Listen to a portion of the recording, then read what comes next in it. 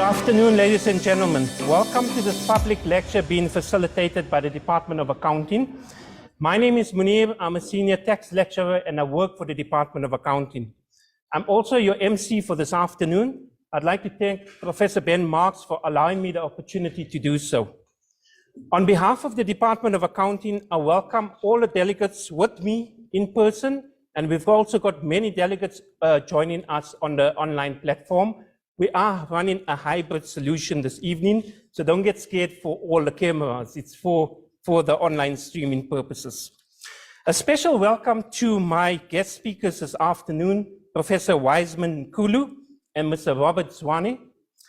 And to the many stakeholders, I see a lot of familiar faces this afternoon who are representing their organizations. You are all very welcome. I recognize in attendance the Vice Chancellor Designate, Professor Lethoka Mpedi, UJ CFO Nolwazi Mamorari, the Executive Dean of the CBE, Professor Daniel van Lille, the incoming Executive Dean of the CBE, Professor Lungile Natsalazi, the Senior Director of the School of Accounting, Professor Amanda Dempsey, the Head of Department of Commercial Accounting, Lolama Boyce, my colleagues, students, and UJ alumni. All protocol observed. Just a few admin issues for those that are joining in the in-context session. The restrooms, as you exit, ladies is on the right-hand side. You pass the lifts and the men are on the right, towards the right as you proceed a little bit further. Please remember to keep your cell phones on silent for the duration of the public lecture. We've also got little magnets on your table. That's our social media handle, Twitter accounts. Please feel free to join in on a conversation online as well. I'm going to also hand over now to Professor Ben Marks, and he's the Head of Department of Accounting. He told me he's going to position his talk and he's going to tell us the why behind why we are here for the lecture. So we always like in class, we say, let's talk about the why behind what we are doing. Professor Ben Marks, welcome to the podium.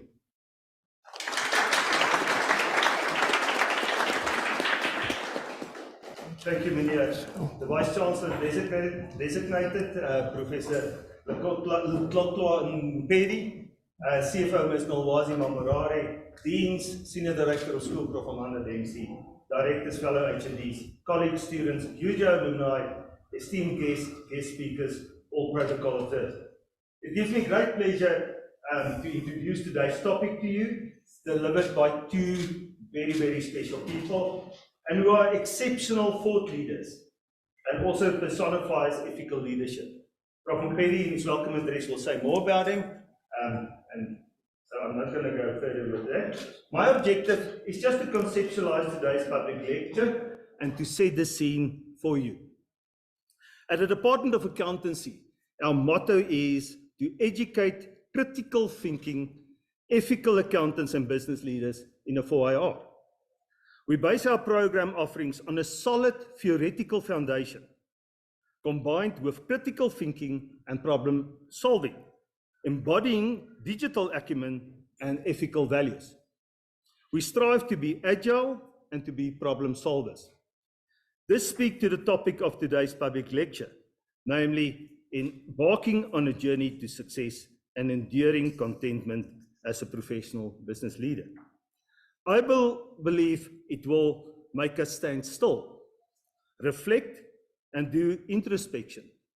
And I know it will motivate us all, students, academics, business professionals, to actively and intentionally live our lives and master our trades, to be business leaders that will make South Africa great.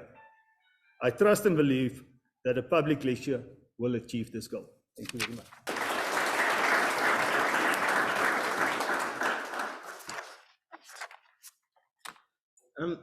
Mrs. Nolwazi Mamorari, our CFO, our special guests this evening, Professor Wiseman Nkulu and Mr. Robert Zwane.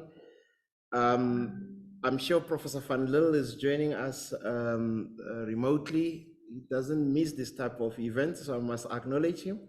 I must also use this opportunity to acknowledge the incoming Dean, Professor Lungile Natsalazi, Professor Amanda Dempsey, our Senior Director, Professor Ben Marks, HODs, colleagues. I understand that there are also special individuals that are here representing various stakeholders, including the South African Institute of Chartered Accountants, the Independent Regulatory Board for Auditors, the Association for the Advancement of Black Accountants of South Africa, Institute of Directors of South Africa, the Auditor General South Africa, and the various accounting, audit, and legal firms. Important to acknowledge the legal firms, Prof. Dempsey, and as I indicated, staff, students, and UJ alumni, those are present here, and those that are joining us virtually. My task this evening is to welcome each and every one of you to this special event, and I know there will be those that will be thanking all of you later, but I would like to take this opportunity and also thank you for setting time aside to be with us this evening, and also to our speakers this evening. I don't want to make a mistake of leaving an important person here out, Mrs. Nkulu. Nothing works without the support at home. You are the deputy professor to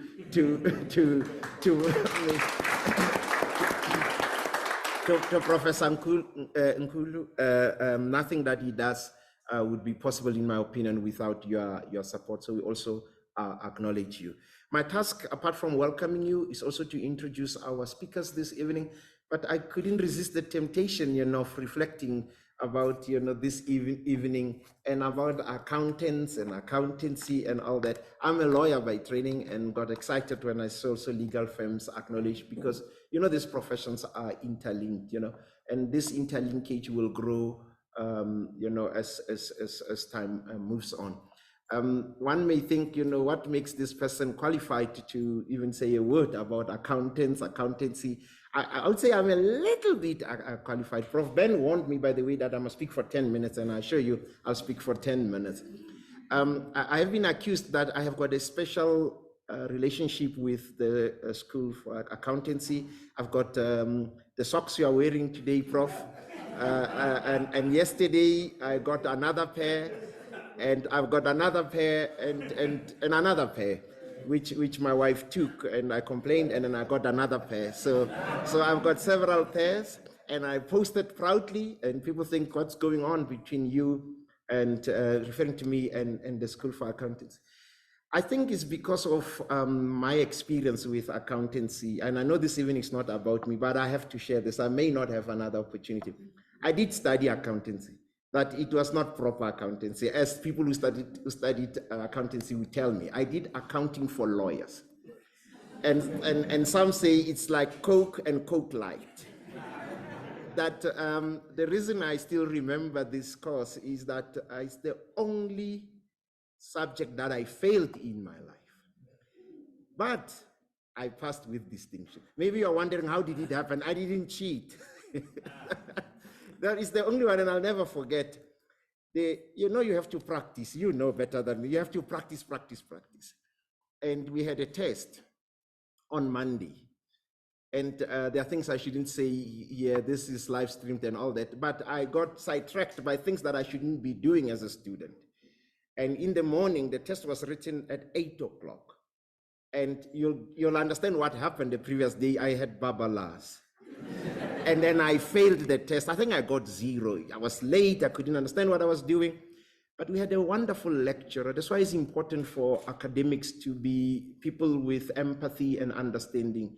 Mr. Proch, I'll never forget him. He said, look, I don't care what you do. I'm going to give you 3 opportunities to write my tests. And you miss one, you're out. But if you write all of them, I'm going to take into account only the best 2. And I made sure that the third test, I could hear my mother screaming. I could see it's easy to fail. And I worked hard, and cut a long story short, I got a distinction in accounting for attorneys. But I can't remember how to balance things anymore. Anyway, I thought I should share that the story. My task, as I indicated, is to introduce our 2 speakers this evening. I'll start with Professor Wiseman Nkulu. As you can imagine, his CV is a lengthy one, so I'll try and summarize it. I know I won't be doing justice to this, but if I really go into finer details, well, we need a day or two, and it's something that I don't think you have. I hope, Prof, you'll forgive me. Professor Nkulu is currently the chairman of KPMG South Africa. He's recently retired as Chancellor of the University of Pretoria, and as recent as June 2022. I was wondering why Prof. Ben delayed the invitation for this. I can see that we didn't want travel with our colleagues across the Yexkay. He's formerly the Principal and Vice Chancellor of the University of Transkei, where he served from 1987 to 1991. He's chairman of the DBSA, I believe Development Bank of Southern Africa. He served as chairman of DBSA from 1995 to 2000.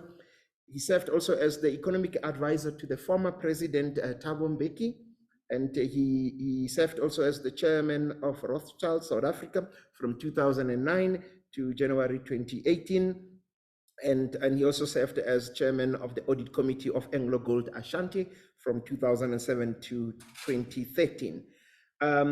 Moving over to the professional side of things, about the profession, he has served as president of the South African Institute of Chartered Accountants for 2 terms, SAICA, as we've come to know it. The audits, when you hear SAICA, our ears really, we pay attention. And he served also as a trustee of the IFIRS Foundation, overseeing the development of accounting standards from 2013 to 2018. He's passionately involved with the development of Black accountants and is the patron of the Nkulu School of Accounting at the University of Fort Hare. Prof received several honorary doctorates from the University of the Free State, University of Stellenbosch, University of Cape Town, and the University of Pretoria and UNISA. And he holds an MBA from the University of New York, I believe, and BCom from the University of Fort Hare. Before I introduce our second speaker, I think we should give Professor Nkulu a warm round of applause.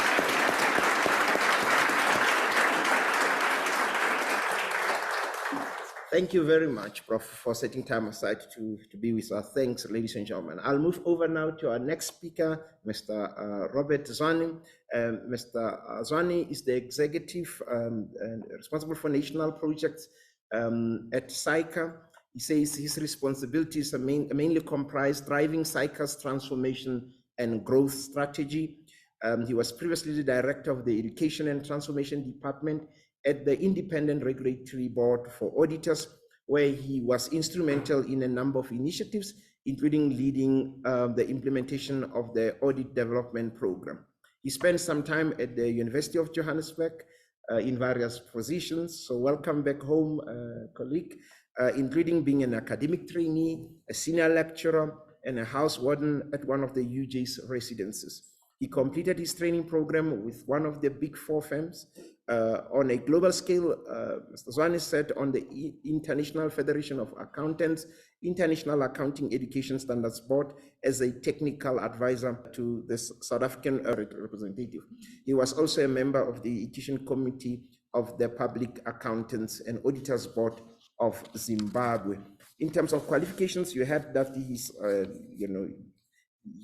he's the son of this institution, is the child of this institution. He graduated here with the following qualifications: BCom Accounting, which was awarded cum laude, and that was in 2005. And in 2006, he obtained a BCom Honors in Accounting, and in 2018, MCom in International Auditing.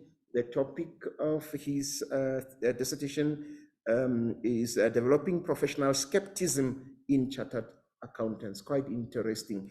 And I see a blank section here, which I believe can be turned into anything, including a PhD in accountancy, Prof. Amanda Dempsey. So it's something to discuss. Ladies and gentlemen, thank you very much for being here. I think we must also give him a warm round of an applause.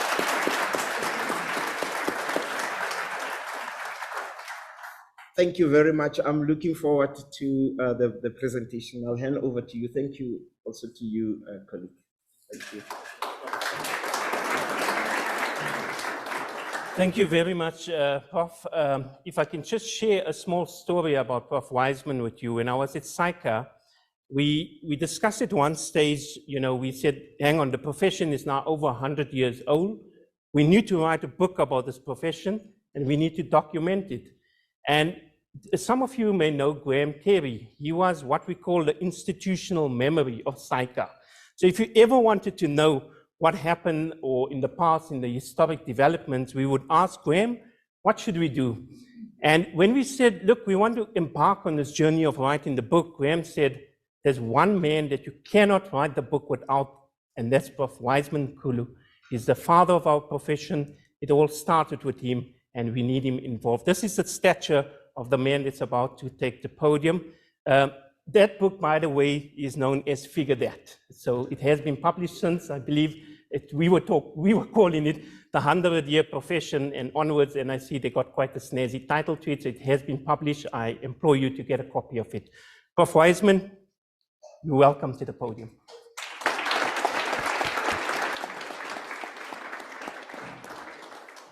Thank you very much for your interest and for joining us this afternoon. Should I say this evening? Because it's already late. It's in the evening.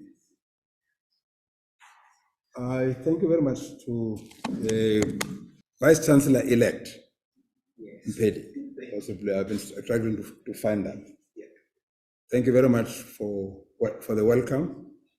And thank you to Professor Ben Max, the head of Department of Accountancy, and also to all the senior executives of the University of Johannesburg who are present here today, to members of the profession, KPMG, staff who are here, who are joining us today, SAICA. I really appreciate your interest and your support. Of course, I welcome my fellow panelist, Robert Swane. Ladies and gentlemen, I want to begin by just thanking the Department of Accountancy for the invitation to deliver this public lecture today. Thank you to UJ for welcoming and supporting the idea, in particular for choosing this venue, Chinua Achebe Auditorium, as the venue. I'm a devoted admirer of this renowned scholar, novelist, and poet. Above all, a thought leader who has enlightened the world about African values, traditions, and complexities of her struggles against colonialism. I know that this is going to sound long time ago. I read his book, Things Fall Apart, in the late 1960s. At that time, reading anything from Africa was not as common as it is today. The experience filled me with pride and optimism. Thinkers of his caliber inspired us as young people to think big about what our contributions would be once we qualify.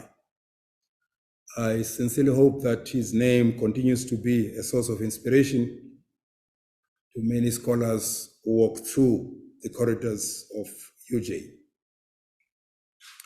When I was approached by Professor Ben Max to deliver the lecture, it did not take me long to decide on the subject matter. I chose to speak on what has been occupying my mind for the greater part of this year. My project for 2022 is to update my first book that I understand there are copies here, from where we ended in 2013 to now. This exercise is compelling me to think very deeply about the primary drivers and of our choices and behaviors as professionals and business leaders.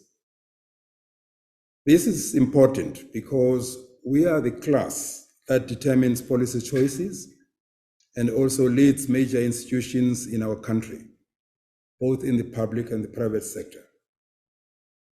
We may not perceive ourselves as a class, but a serious examination of policy options, choices by all the political parties are aimed at meeting our needs and not much about bringing in the millions of South Africans who continue to be marginalized in our economy. Secondly, the exercise has led me to think about the pervasive failures of leadership that have been exposed by Justice Zondo's Commission of Inquiry. The question I have been grappling with is whether, as professionals and business leaders, we have not become completely petty bourgeois in our mindsets, tastes, and behaviors. A short definition of what a petty bourgeois is a human being who is narrowly consumed with his own immediate self-preservation and material well-being, and only interested in the community around him to the extent that it fosters means of achieving his private good. In other words, have we not lost the aspiration to deliver a better life for all South Africans post-apartheid era? A better education, health system, social services, better personal security, and rapid scientific and technological progression. Above all, have we not forgotten that we are the beneficiaries of freedom that has been earned through extreme sacrifices of many generations of our people? Therefore, as leaders, first and foremost, we should see ourselves as stewards who should exercise our responsibilities not only for our benefit as individuals, but primarily for the benefit of all our people as well as future generations. I've been asking these questions in the context of my own journey, interrogating the paradigms that inform my own character and purpose. In the first segment of my presentation today, I focus on what I believe should be the historic duty of professionals and business people at this stage of our newly liberated national state, South Africa. Then in the second segment, I address what I believe should be the aspirations, paradigms, and mindsets and attitudes that should inform how we lead as professionals and business leaders. More specifically, I highlight the importance of the principle of personal responsibility and accountability as a foundation for good and effective leadership. And I further stress that without this foundation, it will not be possible for us as a nation to overcome poverty, unemployment, and inequality. I apologize to the accountants who thought I was going to speak on accounting. I've deliberately decided to talk about professionals and business leadership, generally, because that's a challenge we face as a country. And secondly, I talk about personal accountability in the second part of my paper, because I believe that this is relevant to all of us, because it is people, educated people, who are appointed to positions of leadership. Now, introducing then this this segment of my presentation, the duties and responsibilities of professionals and business leaders in nation building. Most of the struggles against colonialism and rule by minorities of foreign origin were led by professionals and workers who had emerged from the ranks of the dispossessed and economically excluded. Invariably, This was always a tiny minority because colonizers either did not invest or invested inadequately in the education and skilling of locals, leading to an acute shortage of skills in newly liberated countries. The South African experience was no different. We attained freedom in 1994 with a limited pool of educated and skilled Black professionals who could perform adequately at senior management positions. Since then, we have embarked on a number of initiatives directed at increasing the numbers of Black professionals in leadership. We have also introduced Black economic empowerment policies to accelerate Black participation in the mainstream economy. All these measures are commendable, but they do not go far enough. Also, by virtue of their nature, they benefit mainly the minority that has been fortunate to get educated. Of course, in addition, they benefit the politically connected.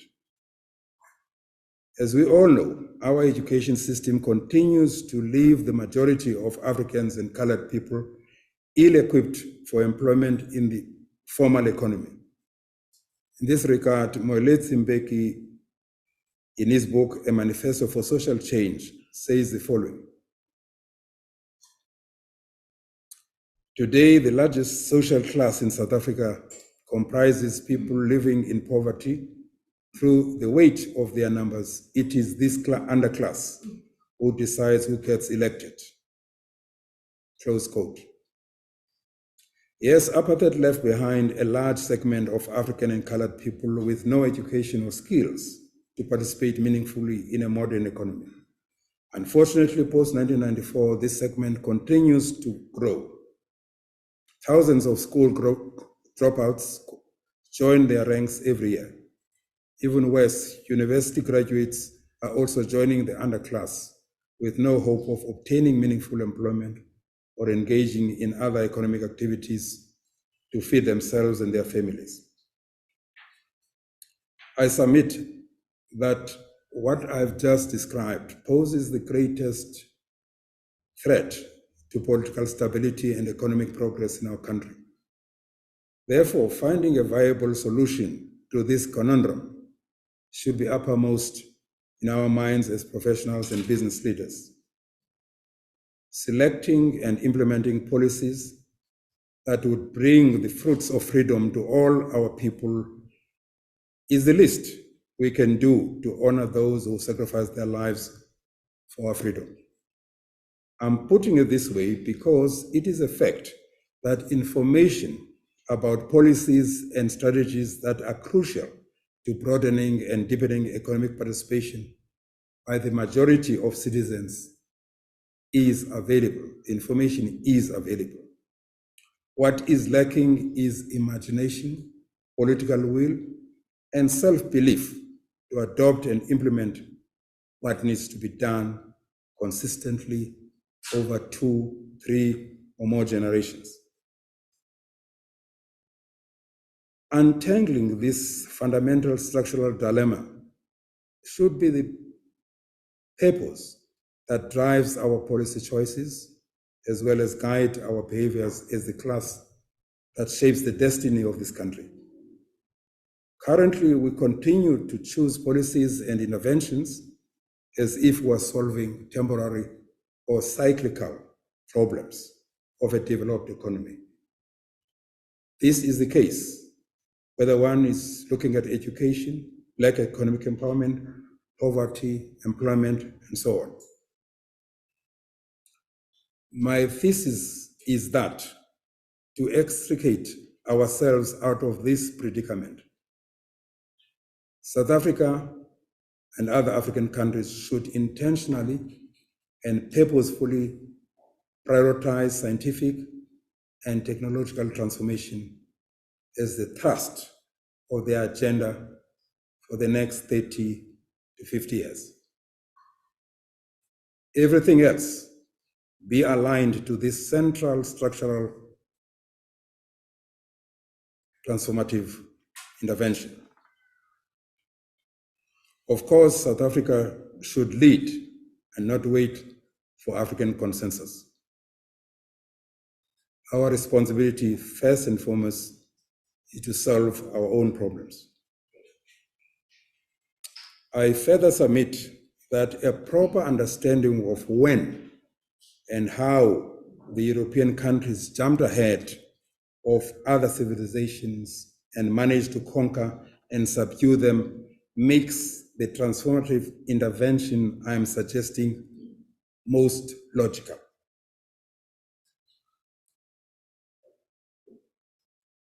Yuval Harari, in *Sapiens: A Brief History of Humankind*, says the following. In 1775, Asia accounted for 80% of the world economy. The combined economies of India and China alone represented 2/3 of global production. In comparison, Europe was an economic dwarf. All that changed between 1750 and 1850. The global economic center shifted to Europe. With this power, Europe humiliated Asia, should I also say Africa, in a series of wars. We all know what happened between 1750 and 1850. This was the height of the Industrial Revolution, which was enabled by breakthroughs in scientific and technological innovations. It is these developments that led to Africa's complete subjugation. Yes, it is true that the Europeans were not the original inventors of some of the scientific ideas which underpinned the Industrial Revolution. They used ideas from Africa, Egypt in particular, Arab countries, India, China, and other civilizations. But we cannot deny the fact that they used these ideas to jump ahead of the rest of the world. It is also true, yes, for generations, Africa's contribution to human development and civilization was either denied or trivialized. But now, in the recent past, a number of renowned African historians have put the record straight. Among them, we count Sheikh Anta Diop, the Senegalese writer, historian, Basil Davidson, J.D. Fage, Toyin Falola, and his co-authors of African History before 1885. Their contributions have enabled us to gain deeper insights about the sophisticated governance practices across the continent, as well as economic activities, including mining of gold, copper, and other minerals in a number of regions across Africa. We also now know much more about trade between the African people and other regions of the world, the Mediterranean, the Middle East, and India, long before coming into contact with the Europeans. With this knowledge, we have every reason to venerate our forefathers for their ingenuity and courage. Understanding that in West Africa, the African people traded with Europeans from the 15th to the 18th century before the Europeans gained an upper hand as a result of the scientific and industrial revolutions, which gave them the power to conquer and subdue the African kingdoms, provides firm evidence of the sophistication and durability of African institutions built over many centuries. In the end, these kingdoms were conquered as a consequence of a combination of superior military weapons and divisions caused by the introduction of foreign religions and impositions of foreign governance practices. Of course, slavery caused irreparable harm and retarded Africa's progress for generations. Yes, these tragedies happened, and their consequences are a reality even today. Despite this painful history, I urge that it is time to move on history shows that, like India, China, and Japan, African nations and kingdoms achieved greatness in the past. Then there were disruptions, but like others who had similar experiences, African countries can rise again. Japan was the first non-Western country to acknowledge that a gap in science and technology had emerged between Europe and the rest of the world, then took action to close the gap without wasting time, denying or pretending that it was not a serious problem deserving urgent action. The rest is history. As Neil Ferguson reports in Civilizations, the 6 killer apps of Western power, the first clash with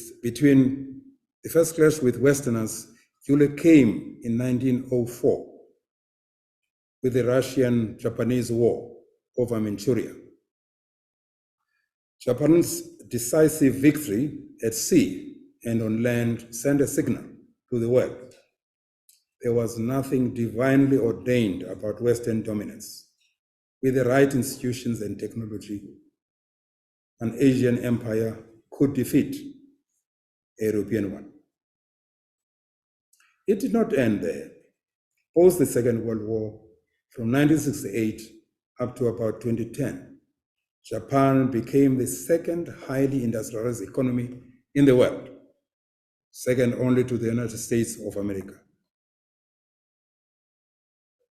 Ladies and gentlemen, by highlighting the victory of Japan over the Russian Empire, I'm not trivializing the great victories of African armies against British armies in a number of wars, which I cite at length in this presentation. But the point I'm making is what Japan achieved, having realized the cause of her underdevelopment compared to the European countries. Now, Asia as a region is on a march to reclaim its position as the economic leader of the world. Kishora, a writer from Singapore, in his book, Has the West Lost It?, put it as follows. From 1 AD to 1820, the two largest economies were always those of China and India. Only after that period did Europe take off, followed by America.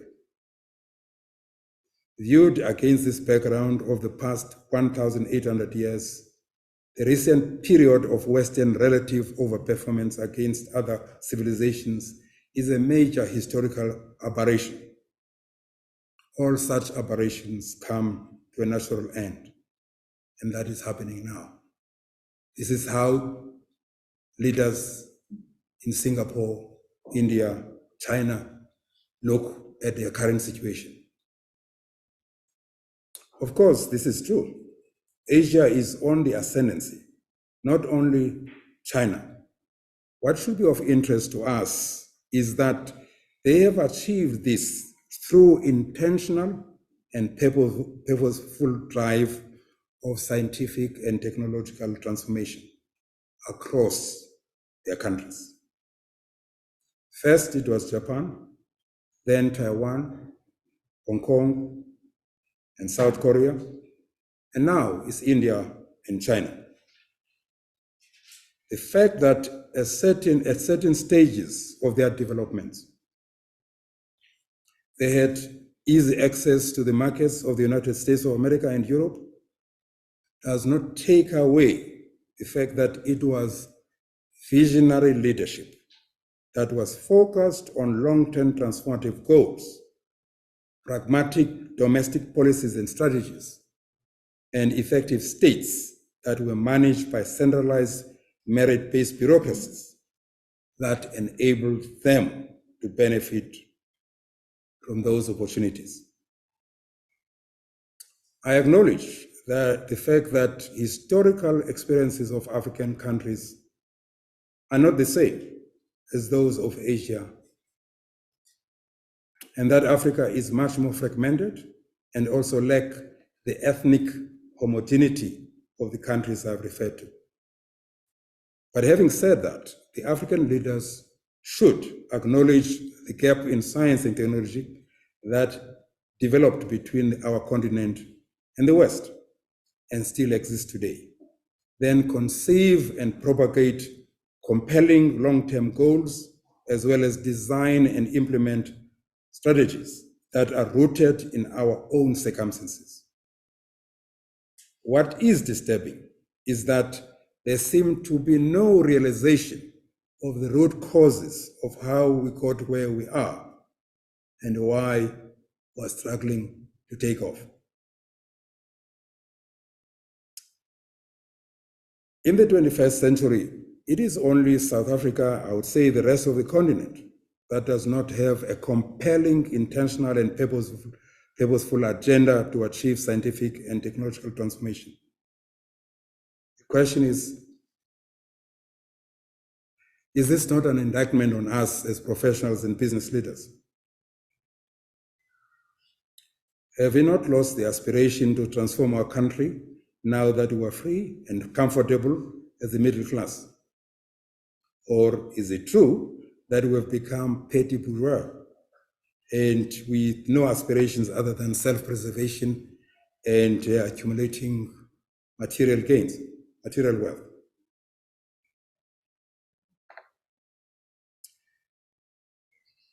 Yes, it is commendable that we have strong institutions and vibrant civil society which safeguards our freedom, human rights, democracy, and our national constitution.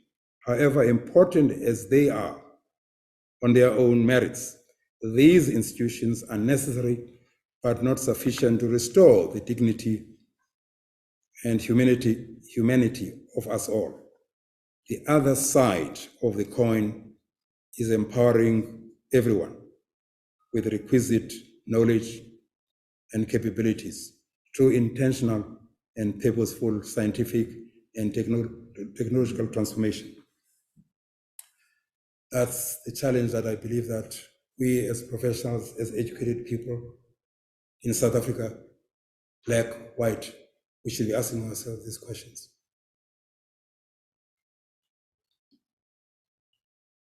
Civilizations that suffered, the humiliations that we suffered, emerged, they understood exactly what was behind that. They focused on that and got it right. And in our situation, I think we still talk about small things. In the second part of this presentation, I just want to talk about accountability. I'm going to link it to what I've just said about our role as professionals and what should be the main thrust of purpose that we should be about. In the first segment of the presentation, we've attempted to establish whether we have the right overarching objective for the country and whether we are in the correct path to the land of milk and honey. The answer is that not yet. And the warning is that if we do not change course, we will leave the majority of our people in the wilderness, emikokwe, social grants that really undermine their dignity and desire to be fully human. In the second segment, which I'm coming to now, we assume that we'll change course and embark on the correct path. With that understanding, we discuss the paradigms and competencies that will enable us as professionals and leaders to manage correctly and effectively to achieve the desired objectives. First, we should embrace meritocracy as a central principle. High quality education and training should be available and accessible to all young people, including those in the townships and deep rural areas. We should ensure that we are able to uncover talent from all the corners of our country. This is where being intentional and purposeful in driving scientific and technological transformation should begin. We should be unapologetic in using education and training at all levels as the main vehicle for empowering everyone with relevant knowledge and capabilities. We must get rid of the notion that the main goal of going to school or university is to obtain a certificate or degree so that you get a job. It is only when we do this that confidence to succeed through own efforts will be strengthened. One of the points that Yuval Harari highlights in Sapiens is that the Industrial Revolution changed mindsets.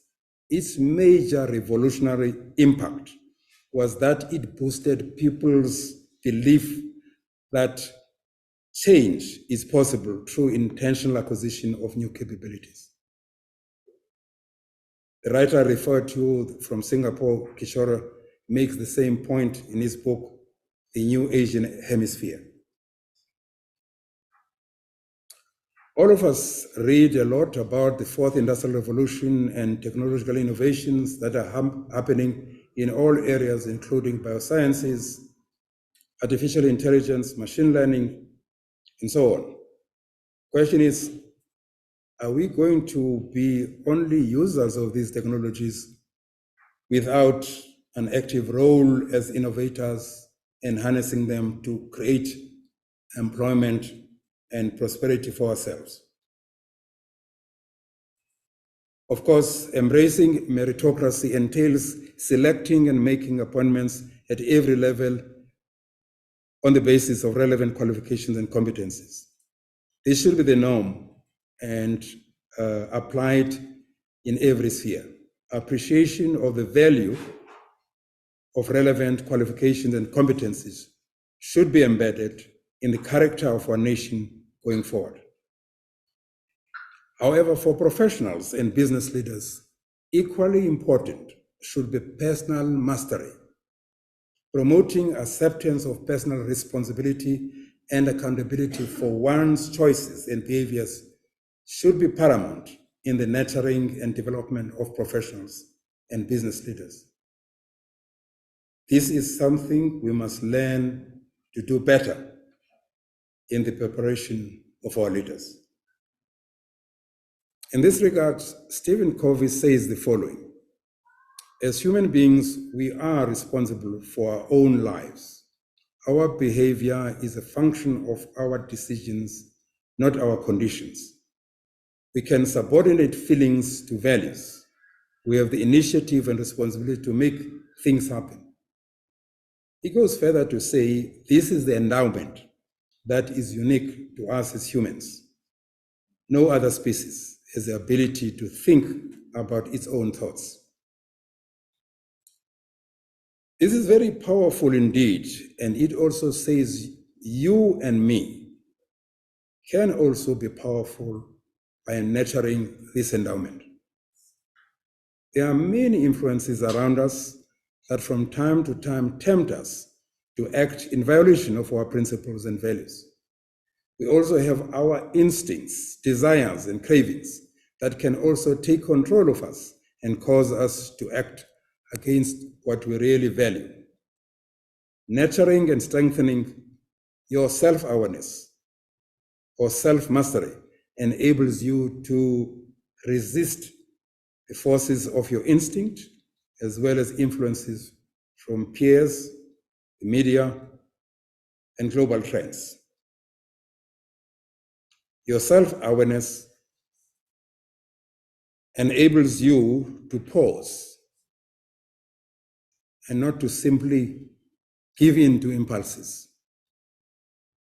When you pause, you then use your conscience to do an evaluation of the situation that is confronting you. And guided by your principles and values, then you use your independent will to decide.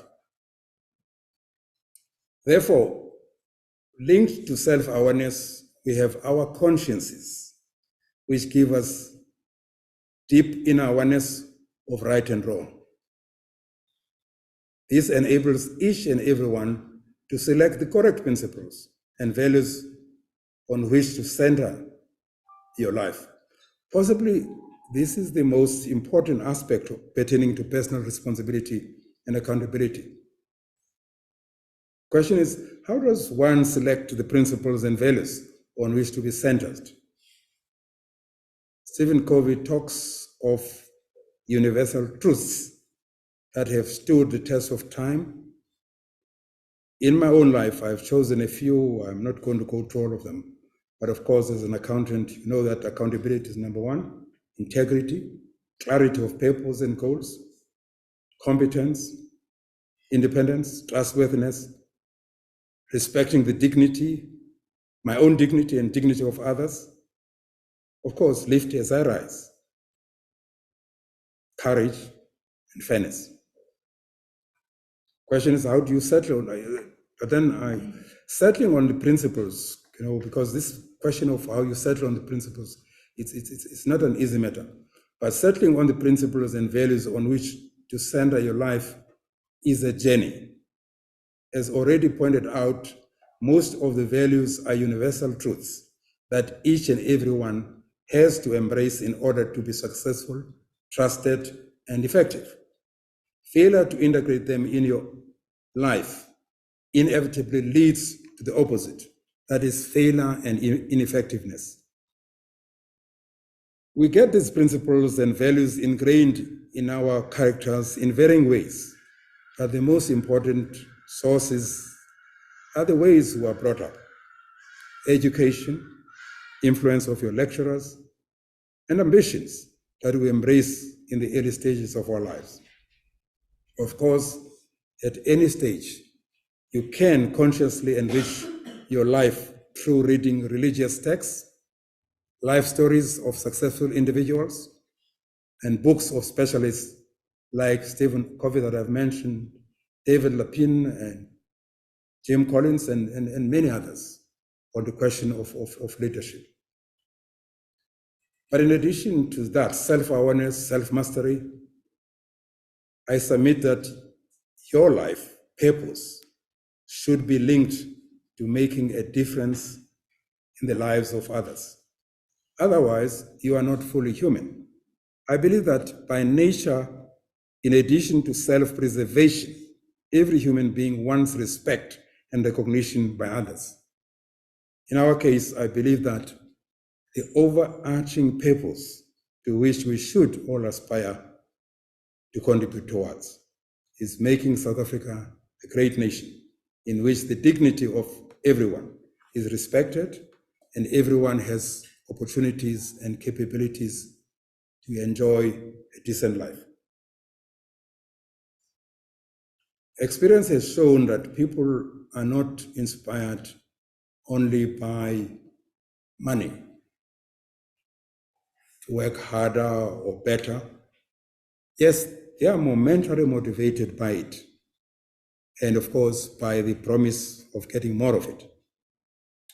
But what really inspires one to give himself or herself fully and on a self-sustaining basis is when one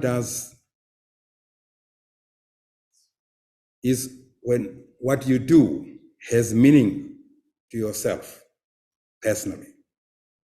That is, connects with what matters to you and your values. This is what leaders must get right in order to have a lasting impact on culture and performance. This is the only sustainable safeguard against what I said earlier on, the petty bourgeois mentality and tendencies. Ladies and gentlemen, in my own life, I'm grappling with these issues. I pause from time to time to evaluate my choices and conduct. Investing in nurturing my self-awareness, my personal accountability, and educating my conscience has helped me in managing difficult ethical challenges and strengthened my courage and resolve to do the right thing. However, I'm still on a journey. I have not yet triumphed, but I keep trying. I encourage other professionals and business leaders who are on this journey not to give up. As we all know, we almost lost our country because we allowed our historic loyalties, sentiments, instincts, and impulses to drive our choice of political leaders as well as policies. Now we know better. We should not make the same mistake and expect different outcomes. As argued above, we should embrace a new overarching goal that will enable us to succeed in the 21st century, then lead and manage competently, ethically, and effectively by adopting the measures I've tried to advocate in this presentation. I sincerely hope that the aspiring professionals and business leaders who are pursuing their studies at the University of Johannesburg will have the wisdom and courage to lead the country to move to the correct path. As I said, we're not on the correct path. They will not be constrained by what happened in the past, but respond to opportunities and threats that confront us today. In my book, Enable Our Victim, KPMG and State Capture, I discuss the challenges we face as professionals and business leaders. I encourage you to read the book, especially chapters 2 and 3. To rise to the challenges of our times, we need leaders with a deep knowledge of history and appreciation of what destiny requires of us as the generation that leads South Africa in its first 50 years of freedom from apartheid. Finally, I salute the Vice Chancellor of the University of Johannesburg, Professor Marwala, for his leadership on driving intentional and purposeful scientific and technological transformation at UJ and in South Africa more broadly. My call is for this drive to be at the center of our national agenda and everything else be aligned to it. I'm glad that I'm always at the end of this presentation. Thank you for your patience and listening. I'm sure my wife Hazel has been worried. For the last 2 days, I couldn't talk. I had a terrible cough, and I was wondering whether I was going to carry today. But thank you very much for your patience. I hope the message, you got the message. Finally, I want to thank the Department of Accounting, not only for the socks that I'm wearing, but for the invitation. And also I want to congratulate the department for excellent teaching and results in the SAICA examinations. More specifically, for producing the largest number of African chartered accountants in the year 2022.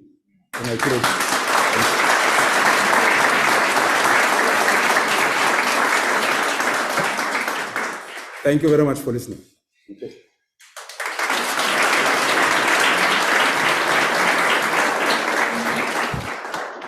Thank you very much, Prof. Wiseman. A very thought-provoking speech, a lot of questions, a lot of issues that you raised. I shall say it's a hot topic for a hot day, and we've matched the weather with it.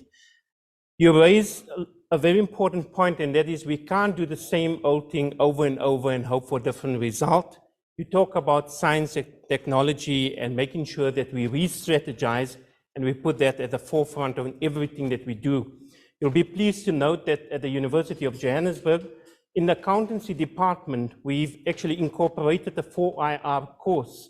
So we actually teach 4IR as a subject. I think it's in the first or second year. We basically teach basic programming to our future chartered accountants. So when they go out in the environment, they're equipped to learn safely in their workspaces. I will now tell you a little bit more about Robert. So in 2005, he got his BCom at the University of Johannesburg, cum laude. Then in 2006, he won the Tutuka Excellent Award. And then he was quiet until 2007, when he won the prestigious SAICA Top 35 competition as a winner of the Power of Professional Thinking Academia Award. The only thing missing from Robert is obviously now a PhD. So we were talking earlier and he said he'll polish off his academic studies with a PhD. And he also lectured here at the University of Johannesburg. So with that in mind, Robert, I welcome you to the podium and we'll receive your talk. Thank you.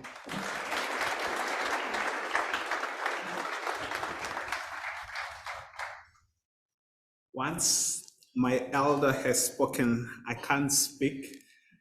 So Prof. That wise man has already spoken. So what I'll do is I'll greet and then sit down. If you do allow me. But Prof, you talk about lifting as we rise, and indeed you've lifted because all of us stand here today and stand on your shoulders. So many who are here, who are senior accountants, are standing here because you decided to open the pathway. You decided to take the first step. You decided to be the first. So many of us today can call ourselves accountants because of you. So thank you, Prof. Good evening.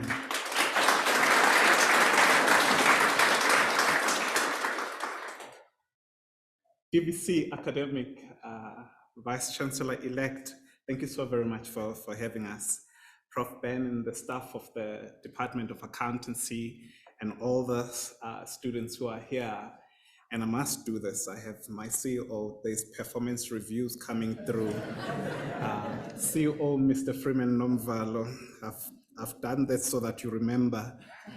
And if I may break protocol, my supervisor for my master's, Professor Danny Kutsie, how are you?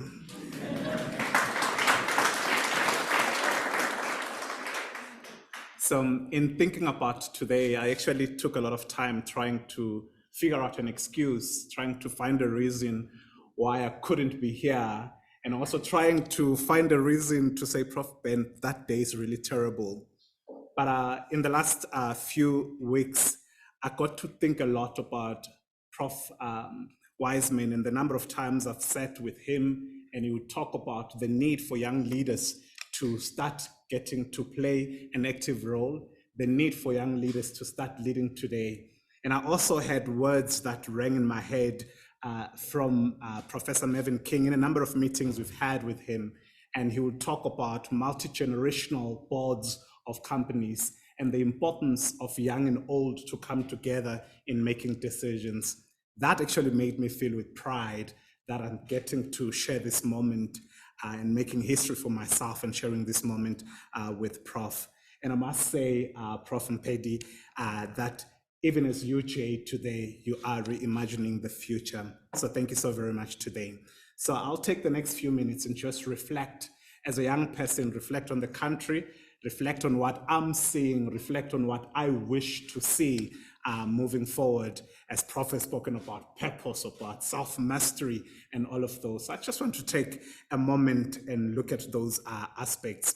Over the last few months, I have had the SAICA CEO, Ubab Freeman Nomvalo, frequently asking about the role that accountants are playing in society and looking at what we should be doing as accountants. And as he hosts his roadshows, he frequently talks about COVID-19 and the role that doctors have been playing. And he frequently says doctors during the COVID-19 pandemic were saving lives and accountants were saving livelihoods. But I've often wondered whether he's speaking from the perspective of reality or from just a mere pipe dream? I've wondered this because of the scrutiny under which the profession has been over the last few years. He is right here in this room today, and I'm sure he's probably saying, but Robert, not all accountants are bad. But I'll respond to him and say, but Freeman, there's a Zulu saying that says, Zifanga mvunye. I will not translate because I'll get into trouble. I've always likened this saying to the old and famous saying, one bad apple spoils the bunch. As a member of SAICA, I definitely would not like to be associated with the bad behavior that we have seen in the media, that we have seen over the last many years, over the last 20 years or so. I definitely would not say they are representing me in the behavior that they've had. But reality is the man on the street doesn't see Robert as an accountant, that other accountant. The man on the street, let me use an example. I was at church this one day, and the pastor was preaching. And as he was preaching, he started saying, what are the accountants doing? I was like, wait, am I in church? And at that very moment, I actually wished I could just dig a hole and disappear, because I was there in a spiritual gathering, but we're questioning the role of accountants. And at that moment, it made me realize that the saying Zifanga mvunye is quite an important one, or a bad apple spoils the bunch. It's quite an important one in us reflecting on who we are as accountants, on who we are as professionals. And as Prof said, that he was talking about professionals, not just about accountants, that is quite important. And therefore, reality is the man on the street believes, quite rightly so, that accountants must do more. And today, I want to just reflect on the question on whether accountants continue to live up to the expectations of saving livelihood or not. To do that, let's first start by reflecting on what we've been seeing around the country. Looking at the country today, there's so very much of reasons to get discouraged. Right now, as we're talking in preparation for today, the team from the UJ library said, do not worry, we have a generator. And it was thinking and talking about load shedding. But also, if you look at the last few years, and you look at last year specifically, the devastating riots that we saw in our country, and very most recently, you look at the revelations we are getting from the Zondo commissions. All of these are raising the question as to what role do we play as professionals. They're raising the questions as to what role do we play as South Africans, especially those of us who get to be privileged and sitting in this room. Because you being in this room already means you're not just the normal South African, if I may put it like that. You get to have an added kind of responsibility.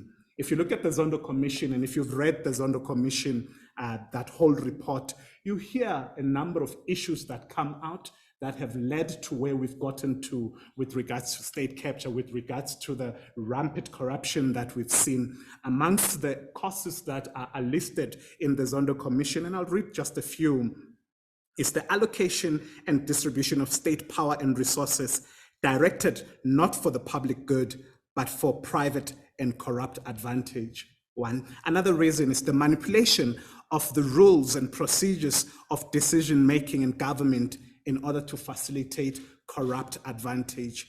And another one, the report states a deliberate effort to undermine and render ineffectual oversight bodies and to exploit regulatory weakness to avoid accountability for wrongdoing. And I must say, one of the findings, or one of the reasons that quite hits home for me, is the following: the assistance of professional services providers in the private sphere, such as advisors, auditors, legal, and consulting firms, in masking the corrupt nature of the project, being state capture, and protecting and even supporting illicit gains.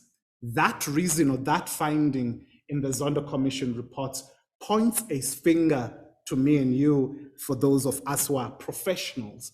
And therefore, we need to start looking at that quite differently. On the 16th of September, 2 weeks or so ago, I facilitated a discussion at SAICA's Difference Makers Economic and Anti-Corruption Summit. And one of the sessions that I was moderating, I had two speakers. One of them, the CEO of SAICA, Mr. Freeman Nomvalo, and then the former CEO of SAICA and former Auditor General of the country, Ubaba Dr. Terence Nombembe.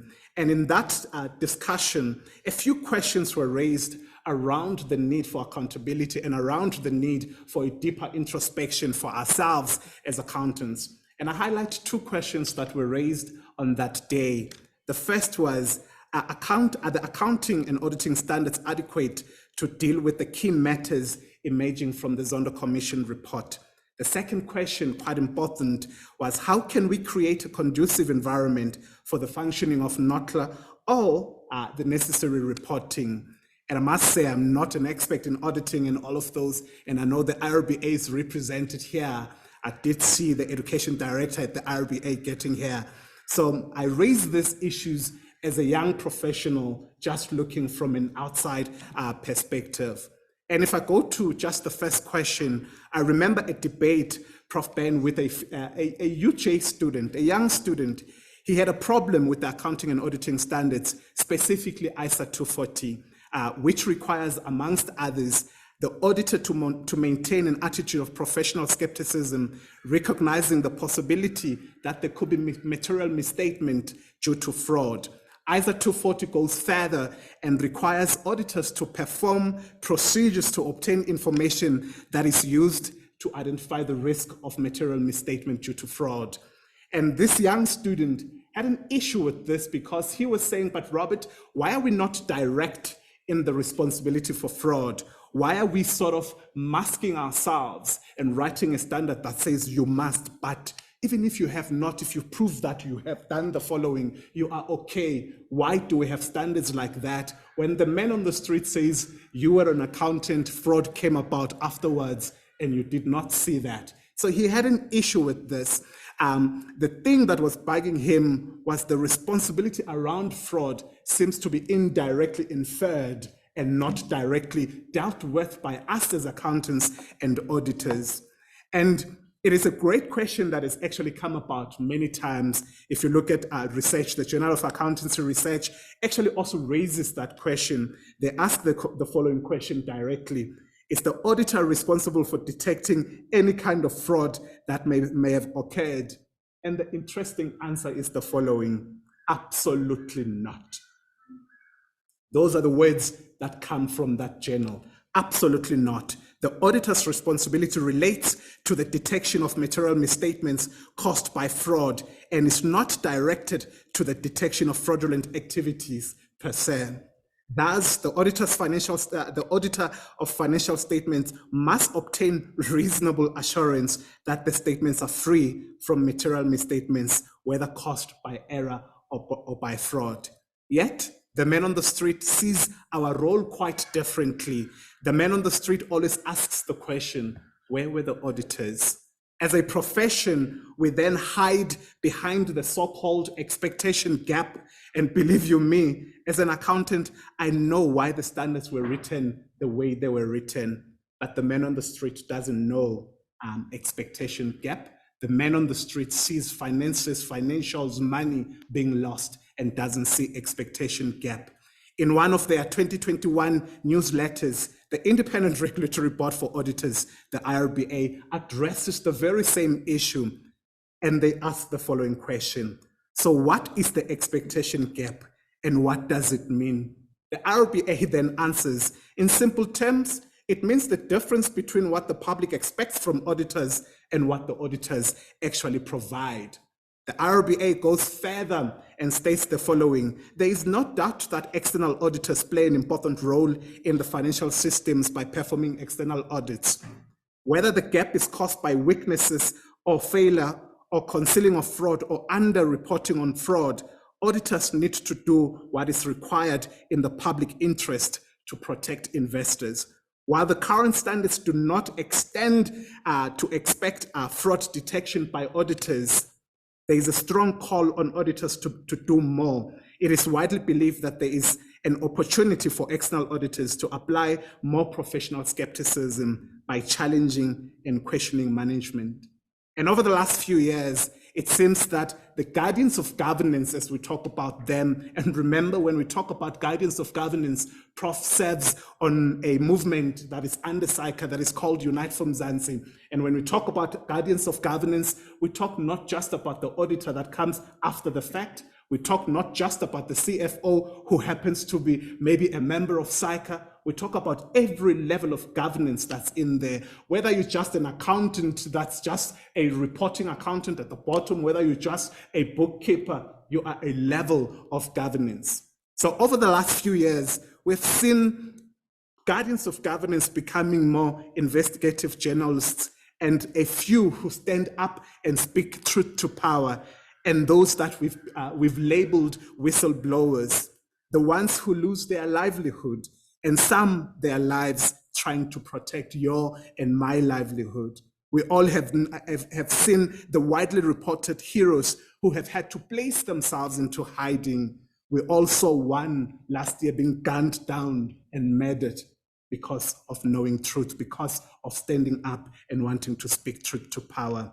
This leads me to the second question. How do we create a conducive environment as accountants to ensure reporting, to ensure that those who report, those who want to report fraudulent activities are protected and actually see the strength as well in this profession to stand up and report? As a profession, we need to start seriously thinking about what can be done to ensure effective reporting. And as a university, you need to start thinking deeply about the kind of leaders you are building. Are these individuals who will stand their ground regarding the values of their professions? Or are these individuals who, when questioned, get to be shaken and disappear? And believe you me, I understand the role of journalists, the role compared to that of auditors, but we need to do more. After all, why are the journalists picking up these issues and we as auditors and accountants are not? Is it a competence issue? Is it a relational issue? Is it an environmental issue? We need to start reflecting on those aspects. The impact of state capture should scare us as professionals, not just as accountants, not just as auditors, but as professionals. It is reported, and I just read those words, that through the Zondo Commission, that the estimated total amount of money spent by the state, which was tainted by state capture, is to be around 57 billion. More than 97% of that amount came from just two state-owned entities. I won't mention their names. Of the 57,000 or 57 billion, two state-owned entities make up the 97% of that. Out of those funds, the Gupta-linked or Gupta-linked enterprises are estimated to have taken around 15 billion. The total loss to the state is said to be difficult to quantify, but exceeds 15 billion. Those numbers should scare us when we stand and talk still. Prof, you mentioned that if we don't do something, we'll still be looking at social grants, we'll still be looking at imikuku. If we don't see that impact is quite huge. One can only be angry thinking about such deliberate losses caused to the state, especially in the light of the struggles we faced, such as the 2021 riots, the pandemic, and as we speak, load shedding and all of those aspects. And for me, it is quite important that as we reflect on these, we also reflect on the sustainable development goals that we've seen. If I look at earlier this year, the World Bank released a report on inequality, and the report examined the process of household income generation to identify sources of inequality. The report found that South Africa, the largest country in the Southern African custom unions, is the most unequal country in the world, ranking number 1 out of 164 countries in the world's global poverty database. And yet we still look and we do not act. Yet we still watch and see such losses and continue our business. We need to start reflecting deeply on how we can promote the UN Sustainable Development Goals. If you look at some of those goals, we have 17 goals, but those goals actually give us a glimpse of what we should be focusing on. Amongst those goals are no poverty, good health and well-being, quality education, affordable and clean energy, decent work and economic growth, reduced inequality, peace and justice, and strong institutions. South Africa is not only seen as the most unequal country, but has also been named a rape capital of the world.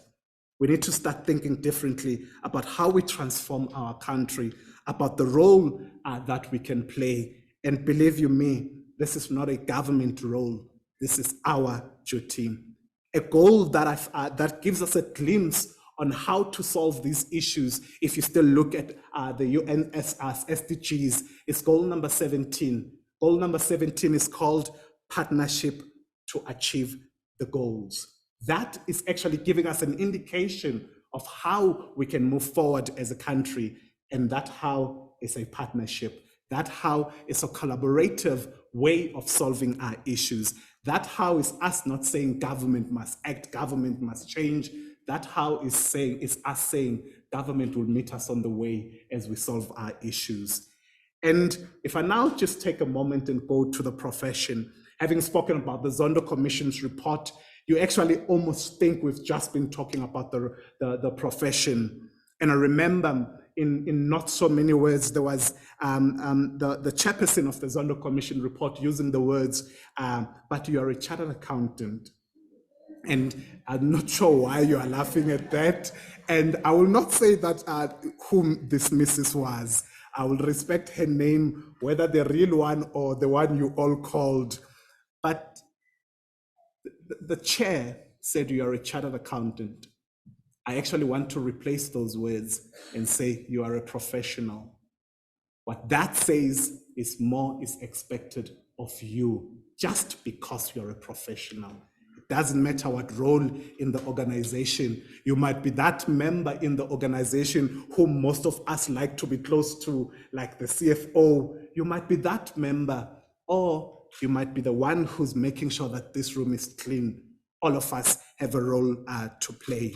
And Prof. Wiseman, in his book, Enabler of Victim, asks just an important question. As a professional, am I an enabler or a victim? And it's for us to actually reflect on those aspects as well. And if we do not start thinking about our tomorrow and we do not start looking at how we move forward, remember the words that I used earlier on, Zifangamvunya, and the words that translate loosely to a bad apple spoils the bunch. If we do not do something, the man on the street has every right to actually call us bad accountants, because they'll only be seeing that which is only done by the select few or by the few bad apples in the bag. But quite importantly is that we also have other challenges as a profession. If you look at August this year, August 2022, and you look at the South African Institute of Chartered Accountants membership register, you see CAs being just above 50,000, just above 50,000 CAs. And if you look at that number, you think, well done, SAICA, you have done well. And then you look at African at 17% of that number. You look at colored at 4% of that number.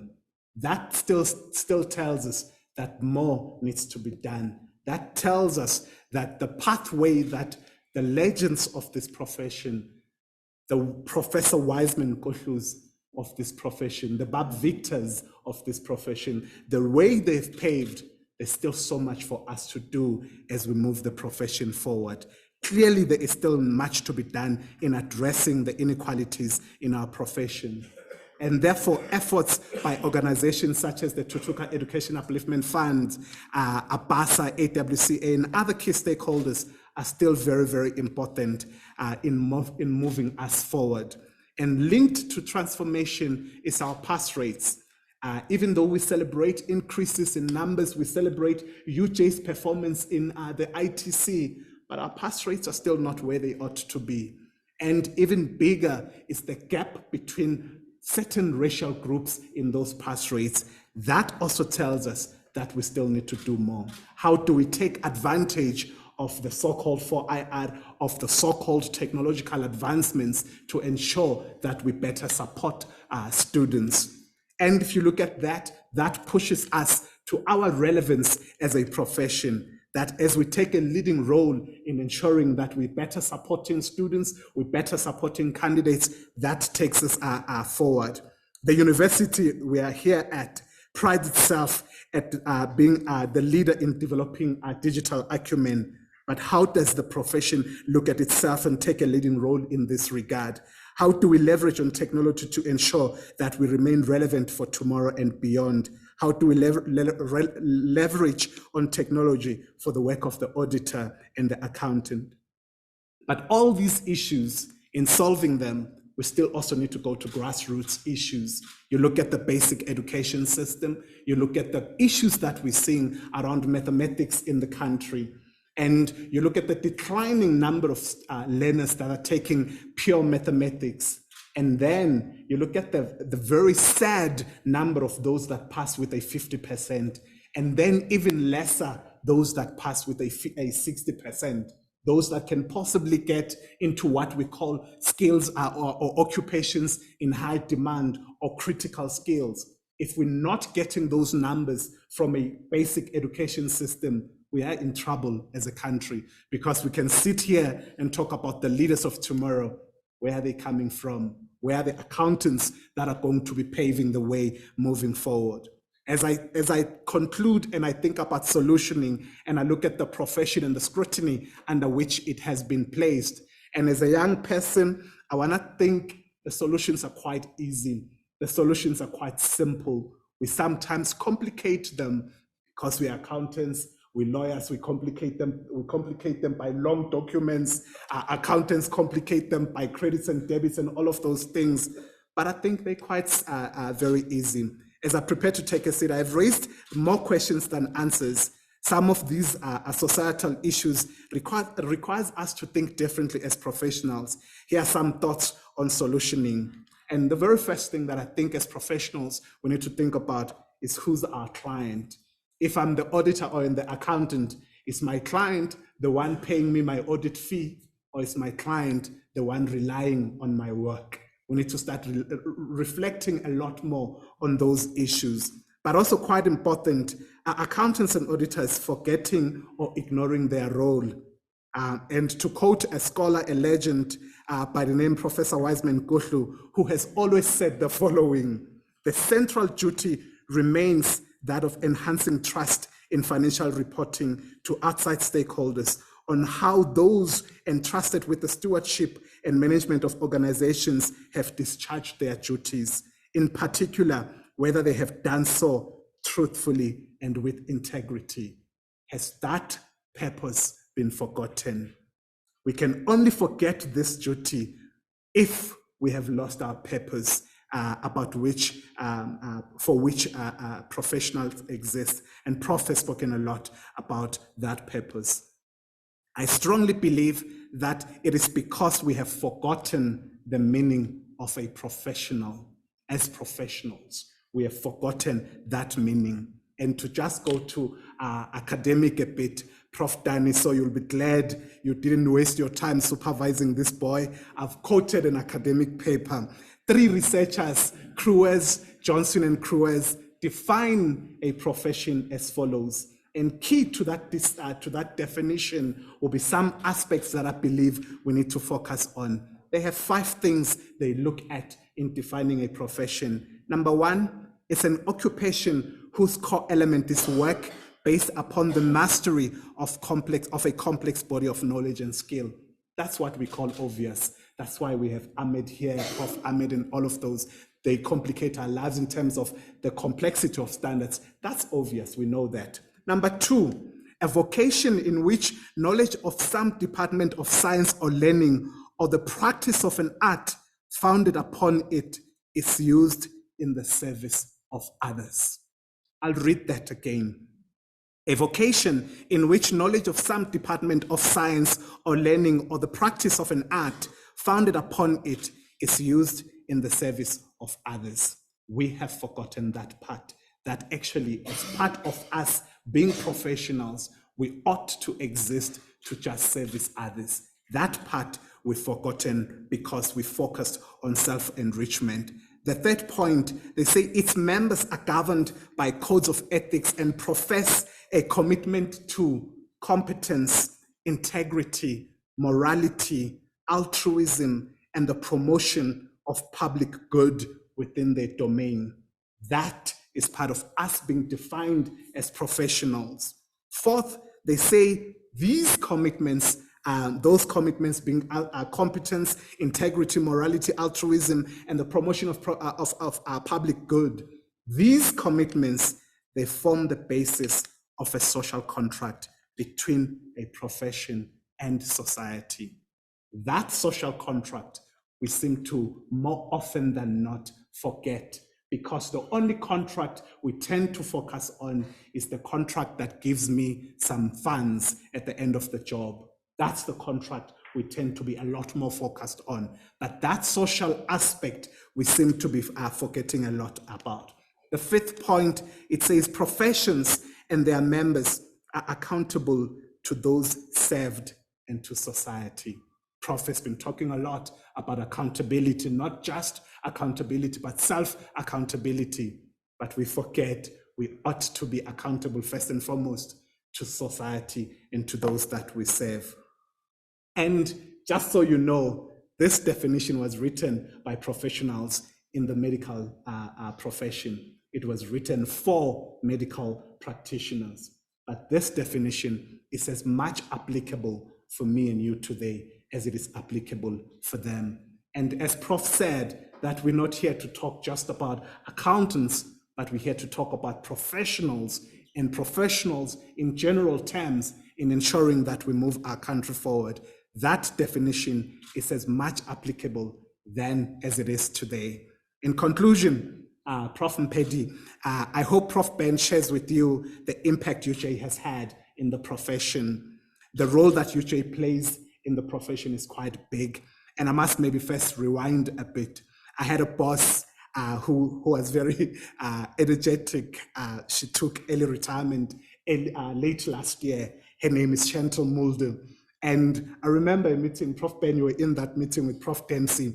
It was in a meeting across the right where we are, just in the fancy side of this building. And I remember it was towards the end of 2019, and my boss and I came to that meeting and were accompanied, I believe, by Ubabsizo Ngasana. And we said to the VC that day, Professor Marala, that you shall create short courses in technology for accountants. It was towards the end of the year. We expect those courses to be ready in January. And Prof Dempsey, Prof Ben looked at each other and looked at their watch as if it was a calendar and said, wait, is it possible? But believe you me, in January, in February or so, we were running short courses on 4IR for our members. And this is the university you are leading, Prof. The impact you're playing is not only looking at the technological front, but UJ is a key strategic partner in our capacity building initiatives. We have universities that we call historically disadvantaged or historically Black universities that maybe have not been accredited fully by the South African Institute of Chartered Accountants. And UJ has been key in partnering with those universities to ensure they are developed. And Prof, I'm saying this just in case you are part of the signing of the bonus. So that you remember that. But I also pride myself being associated with this university and looking at the impact, Prof Ben, Prof Dempsey, you've had in the number of accountants that qualify every year. I use one story. It was exactly 16 years ago. I don't know what the venue is called today. In that time, it was CLS 101. It was the PGDA or the CTA lecture. And sitting in that class in those years, you could stand in front and count the number of Black students. just standing in front, Black and specifically African. You would stand in front and just count all of them. 2 months or so ago, I was part of UJ's 4IR competition, your PGDA competition. And one of the judges that was part of the judging panel, as we're moving out at the end of that session, said, Robert, I was standing in front of that lecture hall somewhere in Biles, trying to count the number of white students, and I was struggling. And one of our leaders at the office at SAICA, every time we look at results, always looks at the UJ results and looks at the UJ line in those ITC results. And the following words always come from that leader. He always says, this is truly an African university. This is truly a representative university. For that, a hand.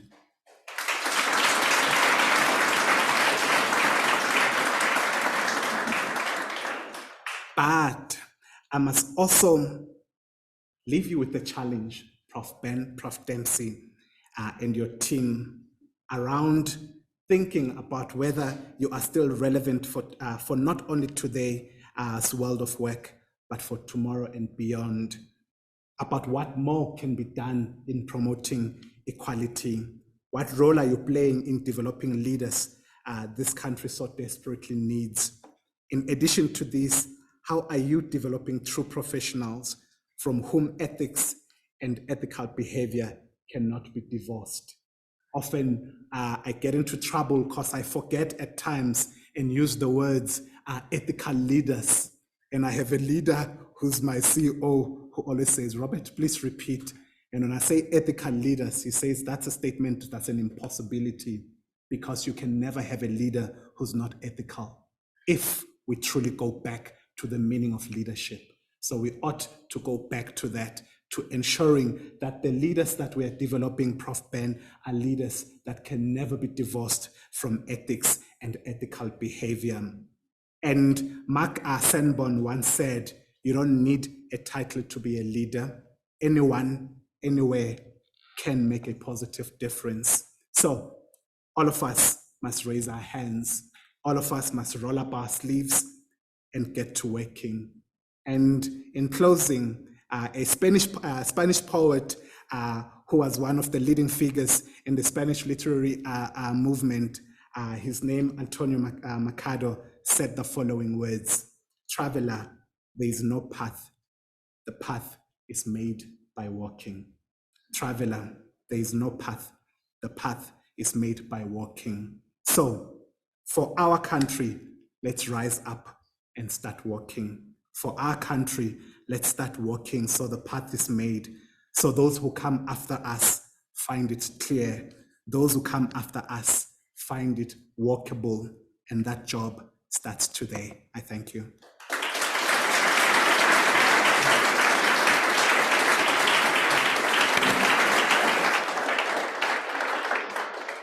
Thank you very much, Robert. It's quite an impactful, and you've asked a lot of questions, hard-hitting questions, might I add. And I think, you know, if I think about where we've actually come in the profession, you've actually asked two important questions. The one is about standards. You know, do we actually have good standards that are robust enough for today's environment? And secondly, you talk about NOCLAR. You know, when I was at SAICA, NOCLAR actually entered the SAICA standards at that time. And I asked myself, is there a new Afrikaans word on the block that I don't know about? And obviously it stands for non-compliance with laws and regulations. So that's basically the standards that's been introduced. And you talk about whether that is actually well positioned to take us forward in terms of reporting as well. So with that in mind, I also feel, and I'm sure the audience feel it as well, that I feel like I had an auditing lecture here. A lot of ISA standards were thrown at us over there. So yeah, no, thank you for that. And thank you for the lecture. We're going to, ladies and gentlemen, walk into a Q&A now with the guest speakers. I'm going to invite both Prof. Wiseman and Robert to take a seat. And then I'm going to engage with you as an audience. I'm going to take questions as well that we can pose to our guests this evening. And I've also got my colleague, Prof. Ahmed, who's basically manning the online session. So delegates that are also attending the online session, please feel free to ask your questions as well. So I'm going to invite both my guest speakers to take a seat. Thank you. So, ladies and gentlemen, whilst you are chewing on the thoughts a little bit and getting those hard-hitting questions ready, maybe I can start off with the first question that I've got in mind. And, you know, I want to just take us back to the start and ask ourselves, so how did we, as a profession, as professionals, Robert, how did we basically land up in this position? And I think, you know, I always think back and I want to contextualize the question a little bit more. And is it about getting away with the little things in life that ultimately we condone the bigger things? You know, the little things that we get away in life, ultimately we see the bigger issues get in the way. I'll contextualize a little bit further. In Lens, I still live in Lens. Nobody stops at the stop street. In fact, nobody stops at the robot in Lens. I'm just warning you in case you decide to come into Lens. Nobody stops at robots either. And as a young boy, my dad would take me to Johannesburg, and Johannesburg was like Sandton for the youngsters, you know, back in the day. And I can recall one specific day when I asked my dad, so why can't we just cross the road over here? And he said, no, you can't, because there's a policeman. And if you cross the road and you don't cross it at the robot, you're going to get a fine. There's a policeman standing there and he's going to basically fine us. And to the youngsters, that's known as jaywalking. And it's the little things in life, I think, that we've given away like that. And I even asked myself that, you know, does the policeman have no work to do? You know, to give tickets for people walking across streets. And as I grew older, I now realize that those little things were so important that if we can just go back to the basics, that perhaps that is the root or the cause to the answers. So I invite my guests to maybe chew a little bit on that comment that I've basically made. I think I need to hand the speaker over to you. There we go. Off. Well, no, thank you very much for the question. And of course, I did give indication earlier on that I've got a terrible cough. So Robert is going to answer all the questions. So I've strained my voice, you know, already. Yes, we're asking ourselves this question, all of us asking the same question.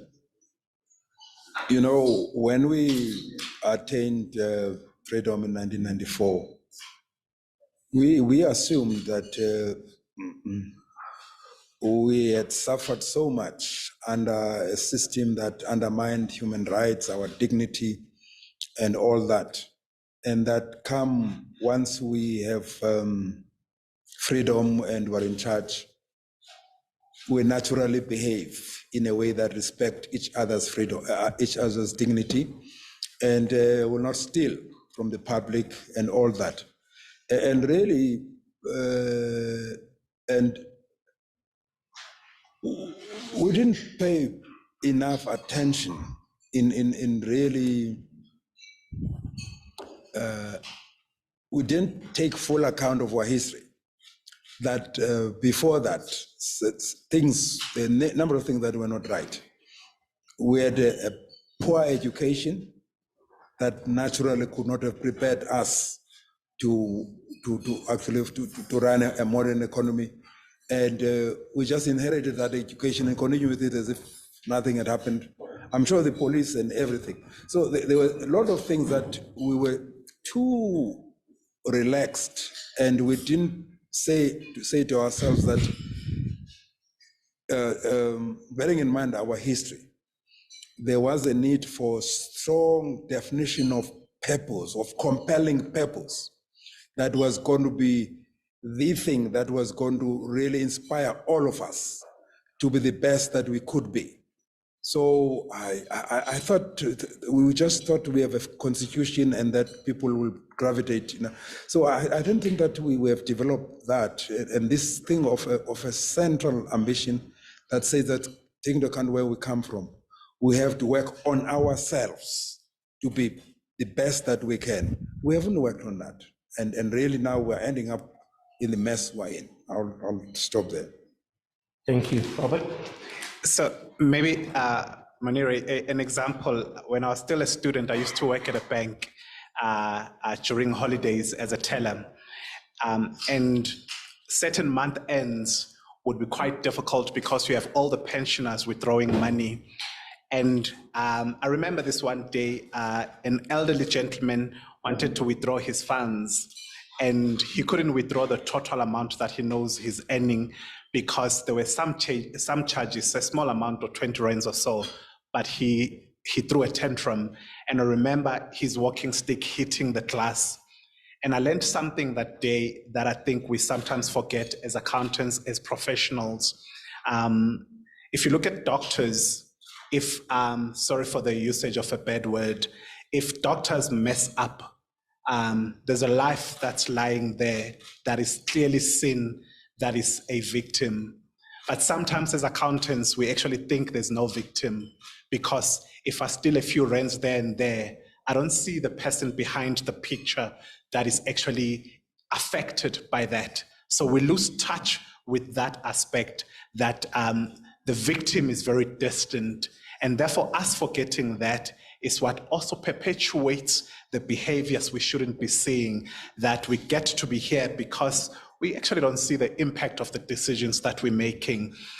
We talk about the funds that are lost and all of those aspects, but the impact on it, on the man on the street, is sometimes not seen. And that's something that sometimes makes it easy for us as accountants to say, I can turn the other way around and not do this. So we lose that purpose in terms of us being core in service delivery. No, thank you for that, gentlemen. I'm going to look to the audience now to take questions from the audience, if there are any. I see a hand up in my right-hand corner, and then I'm also then going to circle to Prof. Ahmed afterward to see if there are any questions as well on the online sessions and the candidates that are attending online. Thank you. If you can just maybe tell us who you are in your organization and then ask a question to the panel. Good evening, everyone. I am John T. Sass, a graduate from the University of Johannesburg and a member of ABASA. I'd like to recognize my president there, Pakona.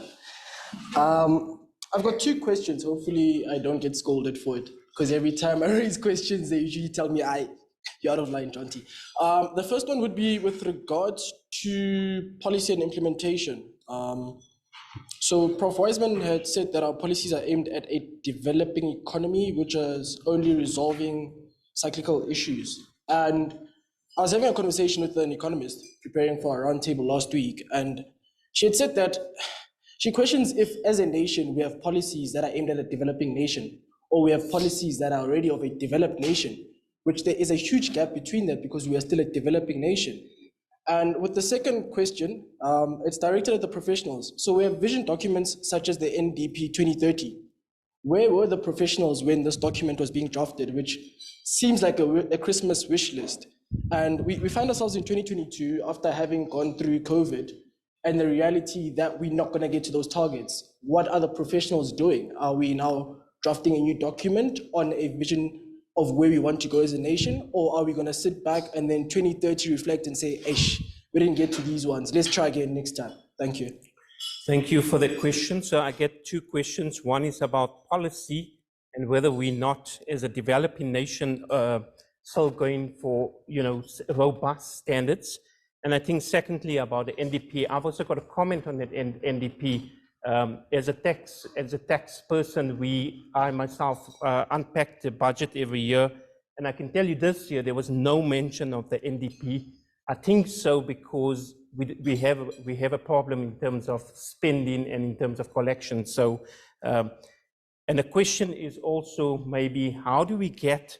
We mentioned the point about science and technology. How do we get science and technology as a strategy for the country built into that NDP as well? Gentlemen, over to you. Yeah, no, thank you very much for the question. Yes, I made the point in my presentation that our economic policies and priorities are no different from those of any other developed country. are not really addressing the issues of a developing country.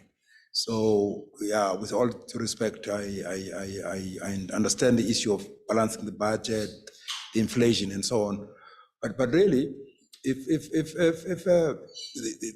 the hard question that we should be asking ourselves as South Africa, also as Africa, is a question that I'm posing here.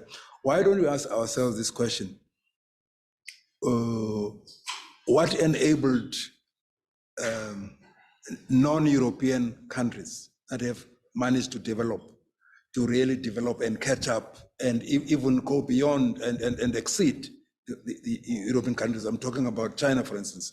I'm talking about India and so on. Why is that not happening in our case? We have not defined the problem correctly. The problem is not just we lack infrastructure or our inflation is high. The problem is that our people, the majority of our people, don't have the basic knowledge and capabilities to really participate in the community. You get that right first. And remember, how people get the mindsets to believe that they can change their lives is when you equip them with knowledge and capabilities. Without that, people will always believe that the only way to succeed to get money is to please a politician or ask for more welfare grants. So we're missing something very fundamental here, that is changing the mindset through equipping people with that. Those other countries. So for me, this is very fundamental. If really we miss this, I'm sorry. We can have 5%, 6% growth. We'll get possibly another 100,000 people employed. But if we're talking about the large percentage of people who are joining the queues of unemployed, those numbers are going to continue increasing until we come up with something transformative. So this is very, very, very fundamental in my view. And actually, it's possibly the tendency for us, sorry, I'm going to end here. The tendency for us, with all due respect, colleagues, as professionals, educated Black people in particular, you know, we tended in Africa to take the easy route. We just felt that as the educated people will continue educating those who can go to school, and then those will join the ranks, will have the same, enjoy the same life as the regimes that were oppressing us were enjoying. That's all. We're just maintaining that, and we're extending it to include more of us who are educated. We are not really fundamentally dealing with the issue. So yeah, as I say, look at what China has done within 40 years. I'll just stop there. Thank you. On the policy question, for me, I think we sometimes waste time thinking about policy because South Africa has great policies we just don't implement. And at times, we have an issue between what is oversight and what is executive in terms of getting at an implementation stage. So for me, I think we do need to move beyond a policy aspect and get to be implementing. But the other aspect as well, and Prof has sort of touched on it, which goes to the NDP question, is that we're developing professionals that seems to be okay to be workers, if I may. We are okay, once we get a degree, we are going to sit and I have a job and I'm getting my salary and that's all. But we don't look at the broadness of us and the role we should be playing in our country. We often have debates around public sector and why professionals don't want to go into public sector and why we've made it.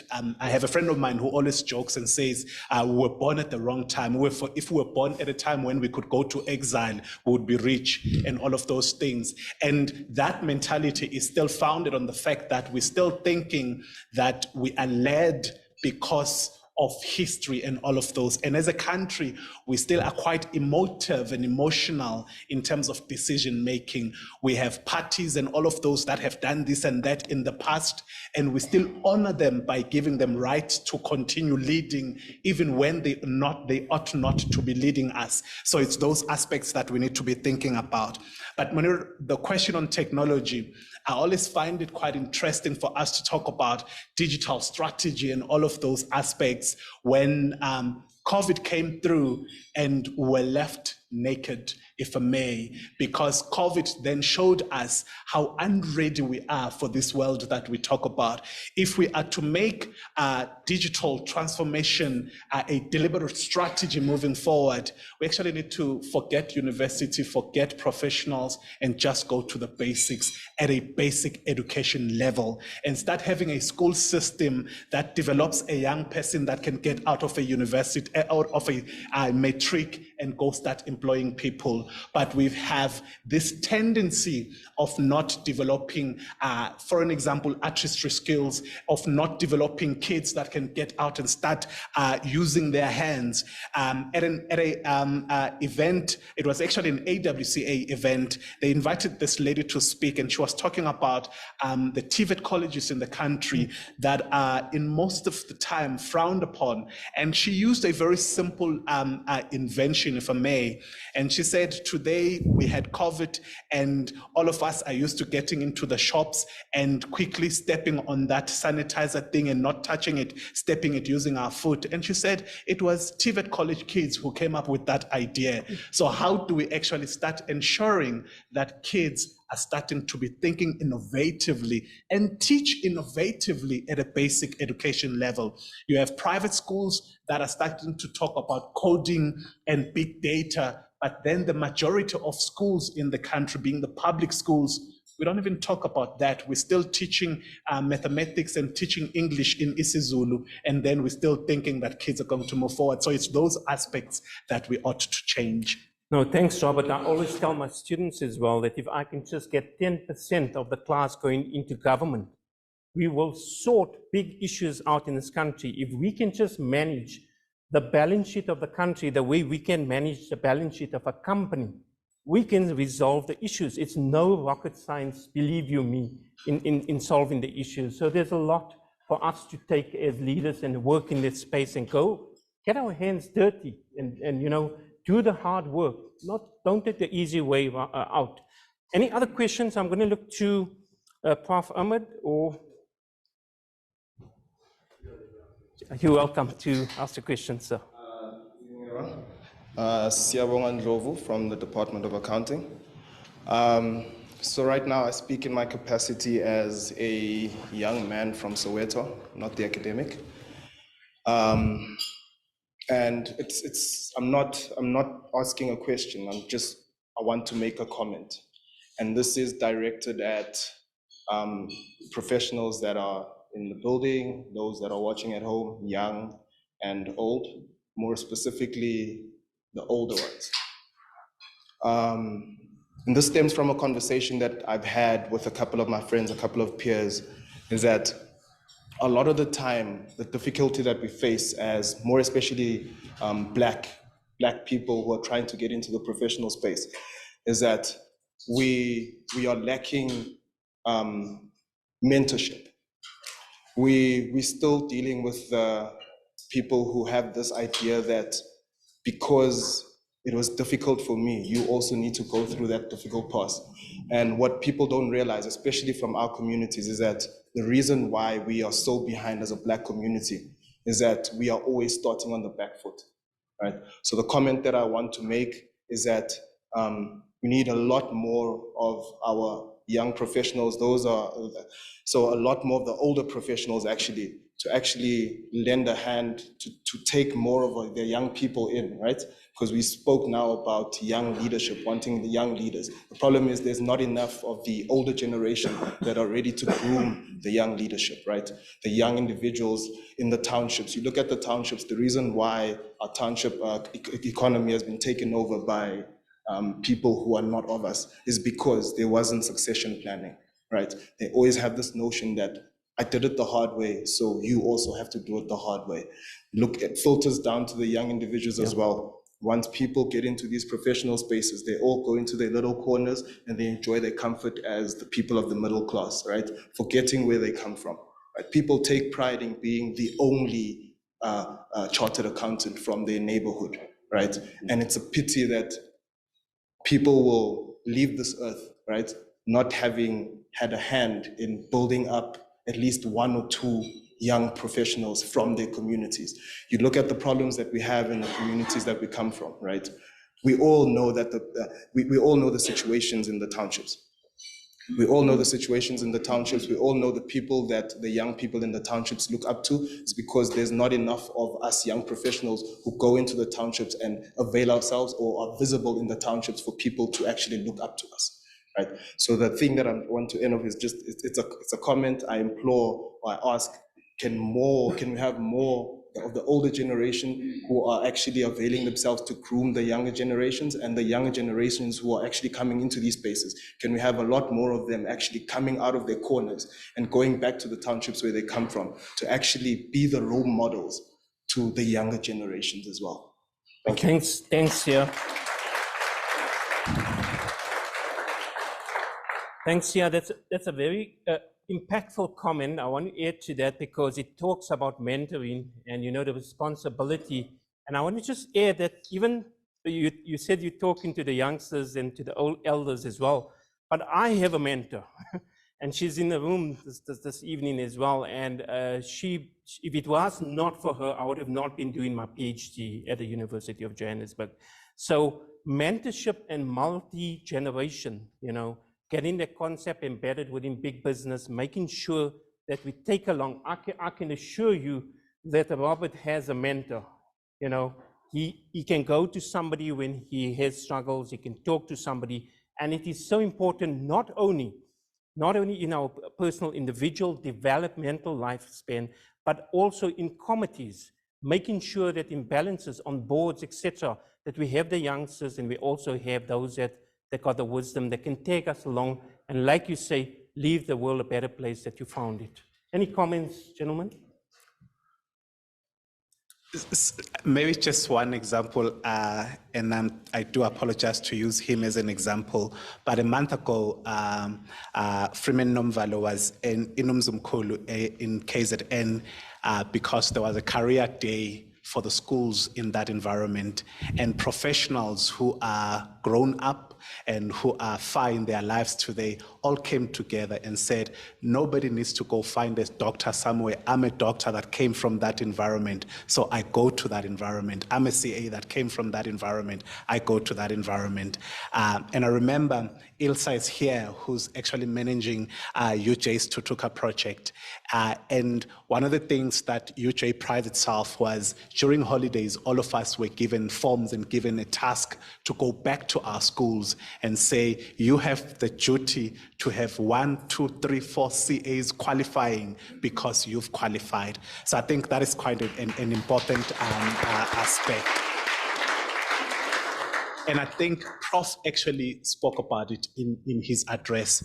He said his duty is to lift as he rises. So that's quite important. Thank you for that. Prof, you want to make a comment? You're happy. Prof. Ahmed, can we maybe take one or two of the questions that has been come from the delegates online? Thanks, Program Director. I think I'll package the questions into the different themes. So firstly, we have some compliments coming through here, Prof. Bravo, Prof, on your thesis and the challenge. Time to step ahead, indeed. And then when Robert was talking about the ISAs and all of that, I saw all the auditing lecturers nodding and saying, I taught him. But on a more serious note, I think both of you are sharing and this, I'm picking up a theme here, both of you are sharing the podium, I think, for many similar characteristics.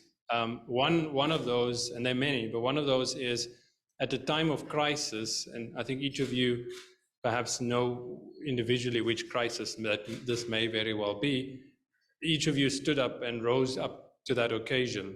And I think some of us, especially the young guys, will say, this is not our problem. We shy away potentially from that. Sia gave the example, we get comfortable, we go in our spaces. But we have a saying here at UJ that says that part of thought leadership, we show our thinking. And the students will know that we show our thinking. So if you can just share with us, each of you could have walked away and said, this is not my problem. This is somebody else's problem. But what is it in there that lures you into a crisis in order to solve that problem.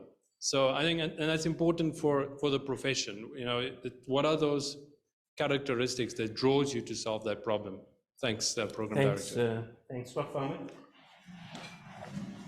Yeah, well, of course, each challenge, is different from the previous one, and then it depends on what stage in your development. One of the first big challenges that I faced was the biggest, actually, is when I qualified as chartered accountant, as being the only African chartered accountant. And the challenge was that I had this concern that people didn't quite, it was difficult for people to believe that this can actually happen on a scale, on a big scale. So my big challenge was, how do I, now that I've passed quickly, do something to show that we can actually get Africans to qualify on scale? I did crazy things at that time, but really it was about lifting as you rise. It was about, not only think about yourself. Not only think about what is good for me, but thinking about the impact I can make on the lives of others. And that what makes me feel really fulfilled, content with myself, is when I'm able to make others happy. So that was a big challenge. So even now, when I have faced other challenges before, but the most recent one was the KPMG situation. So this is my profession, and all the positions that I've had in my career, I got them because I was chartered accountant. I was known to have certain competencies, to abide by certain values and all that.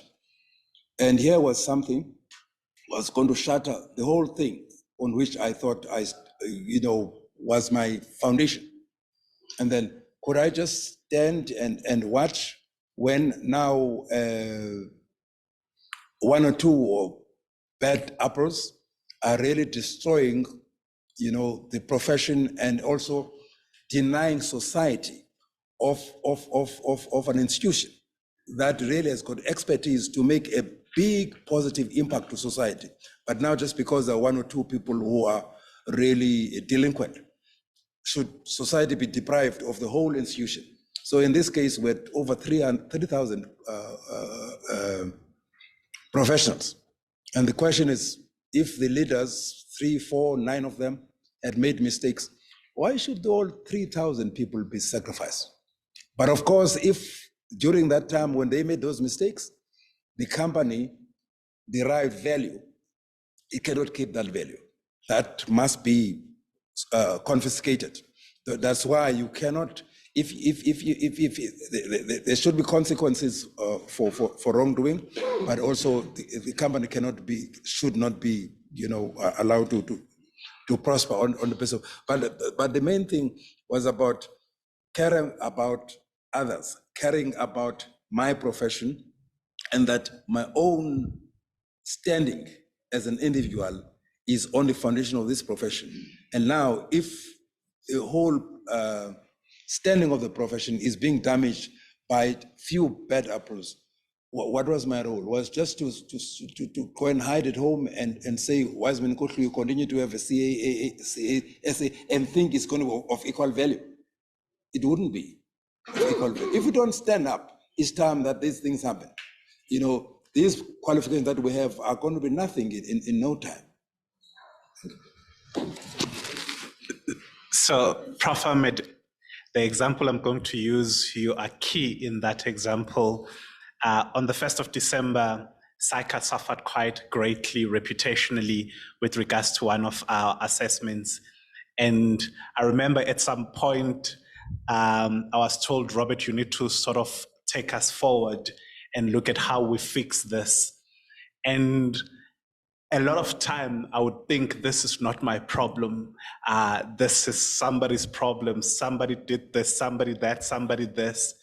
But at the end of the day, there was a call I received at one point in time, and I was making a decision or struggling to make a decision around moving out of the organization for which I work.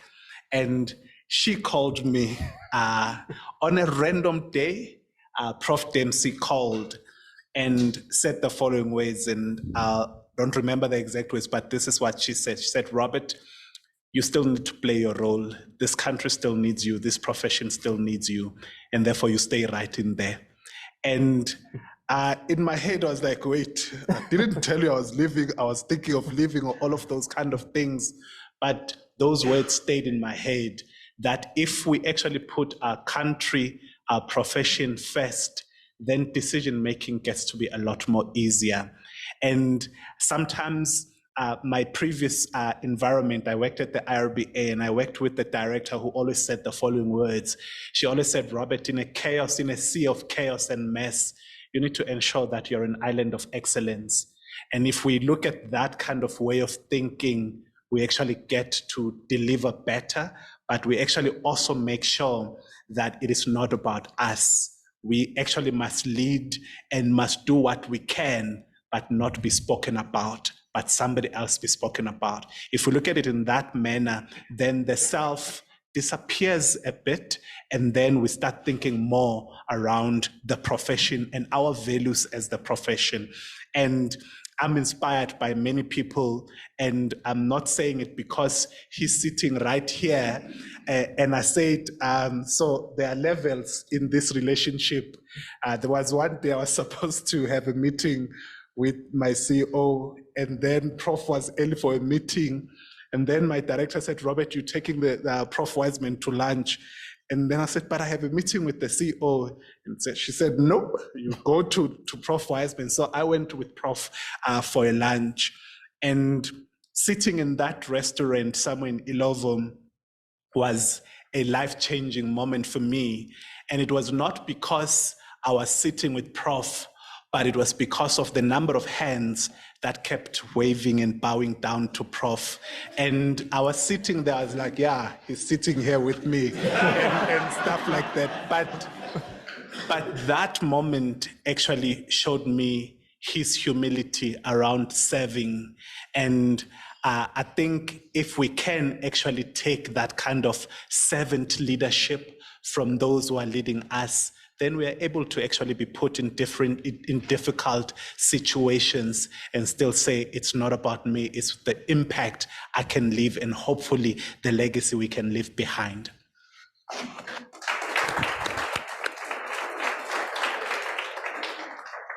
Thank you, gentlemen. As MC, I'm going to now close the Q&A. I think we've exhausted it. We're also severely running on overtime at the moment. So I want to thank both Prof. Wiseman, yourself, as well as Robert.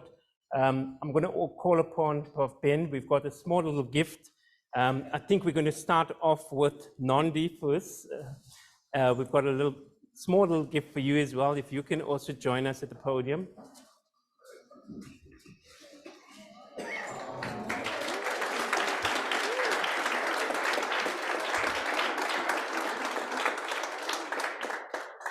They say behind every successful man, there's a lady. So, thank you.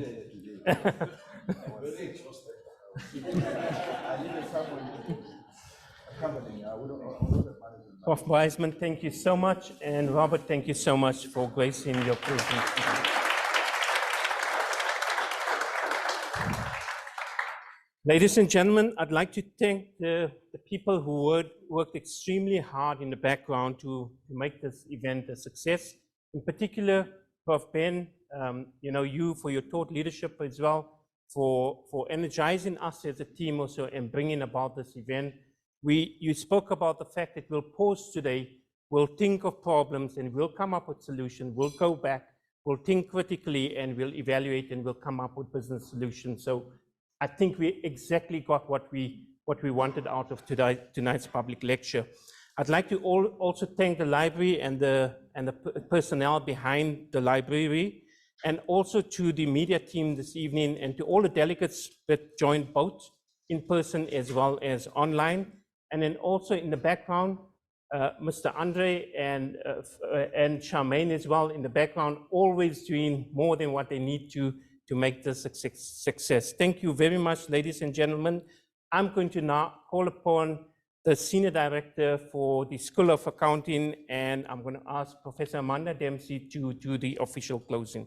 Thank you.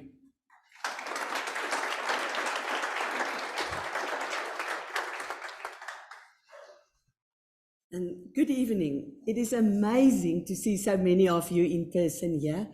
And I know there are many more on the Zoom. You are all very welcome. And I'm sure you enjoyed this as much as I've enjoyed it. While I was listening to Prof. Nkushlu, I was thinking of what is the highlights in the accounting profession for me.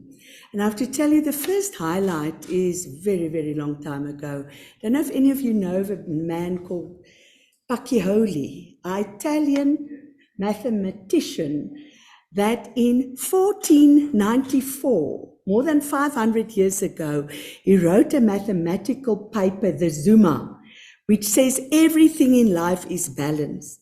And that's where accounting started, so many years ago. Then almost 500 years later, in 1976, we have been very proud to have Professor Wiseman Nkushlu as the first Black chartered accountant in South Africa. For me,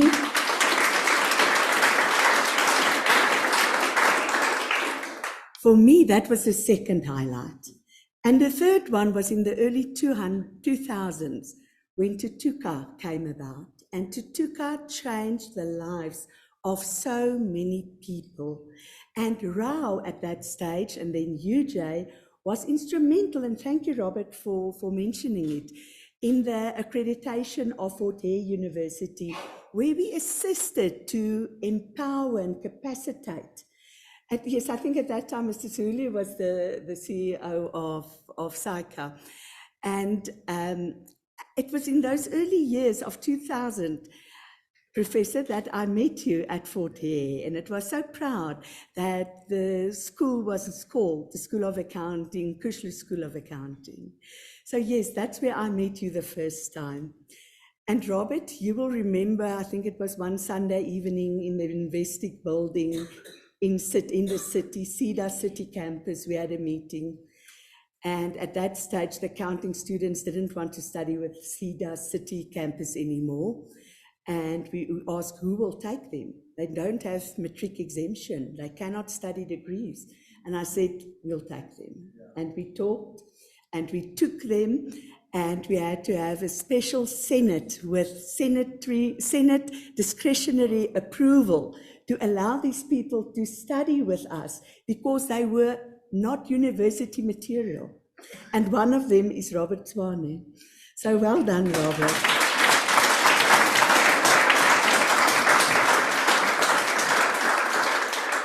And then in my first year as Dean, I was lucky enough to do this graduation ceremony.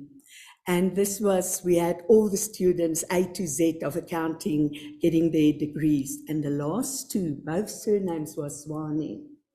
And the first one was Robert Swane, and then there was a lady, also Tembi Swane, because you were first and she came after you.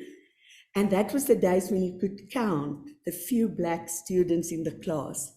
And both of them were cum laude. And it was a standing audience. Yes, so we all came a very long road, and we're very proud of it.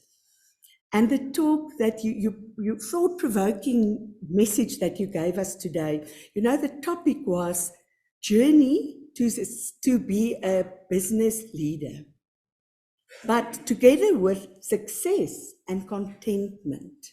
And I think anybody that can look back to their career and think, it was successful and I'm content in this.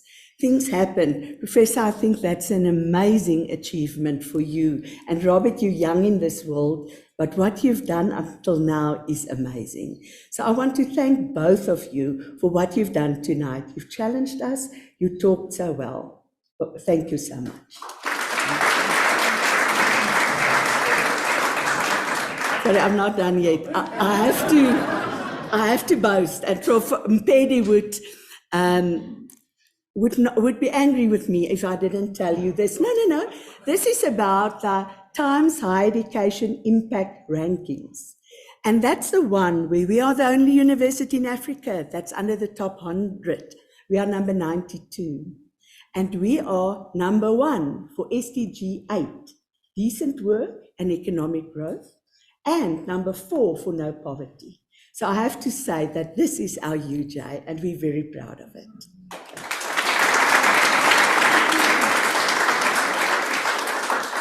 Then, Prof. Mpedi, we're so grateful you were here today. At this stage, you've got a dual role, DVC and designated Vice-Chancellor. We're proud to call you our Vice-Chancellor. And we're so proud that one of your first very big functions you do is the one here. Our timing was impeccable.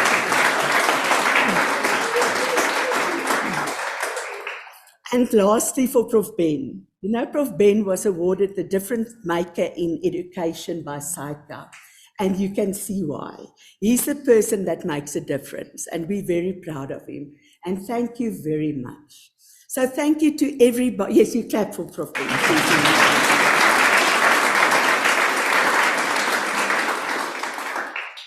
Meneer, thank you to you being the MC. You already thanked Andre and Charmaine and all of the people. Thank you so much. And thank you to all of you being here in person, those of you that are on Zoom. Thank you for joining us. You're all friends of the Department of Accountancy and School of Accounting. I hope you have a wonderful evening, and may all of you drive safely home. Thank you.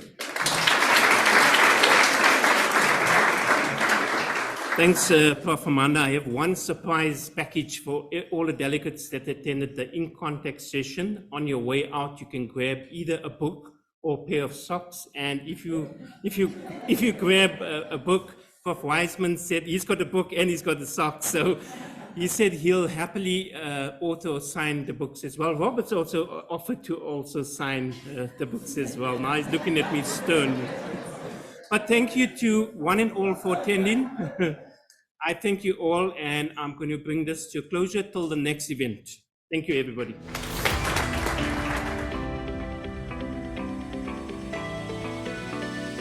The University of Johannesburg, the future reimagined.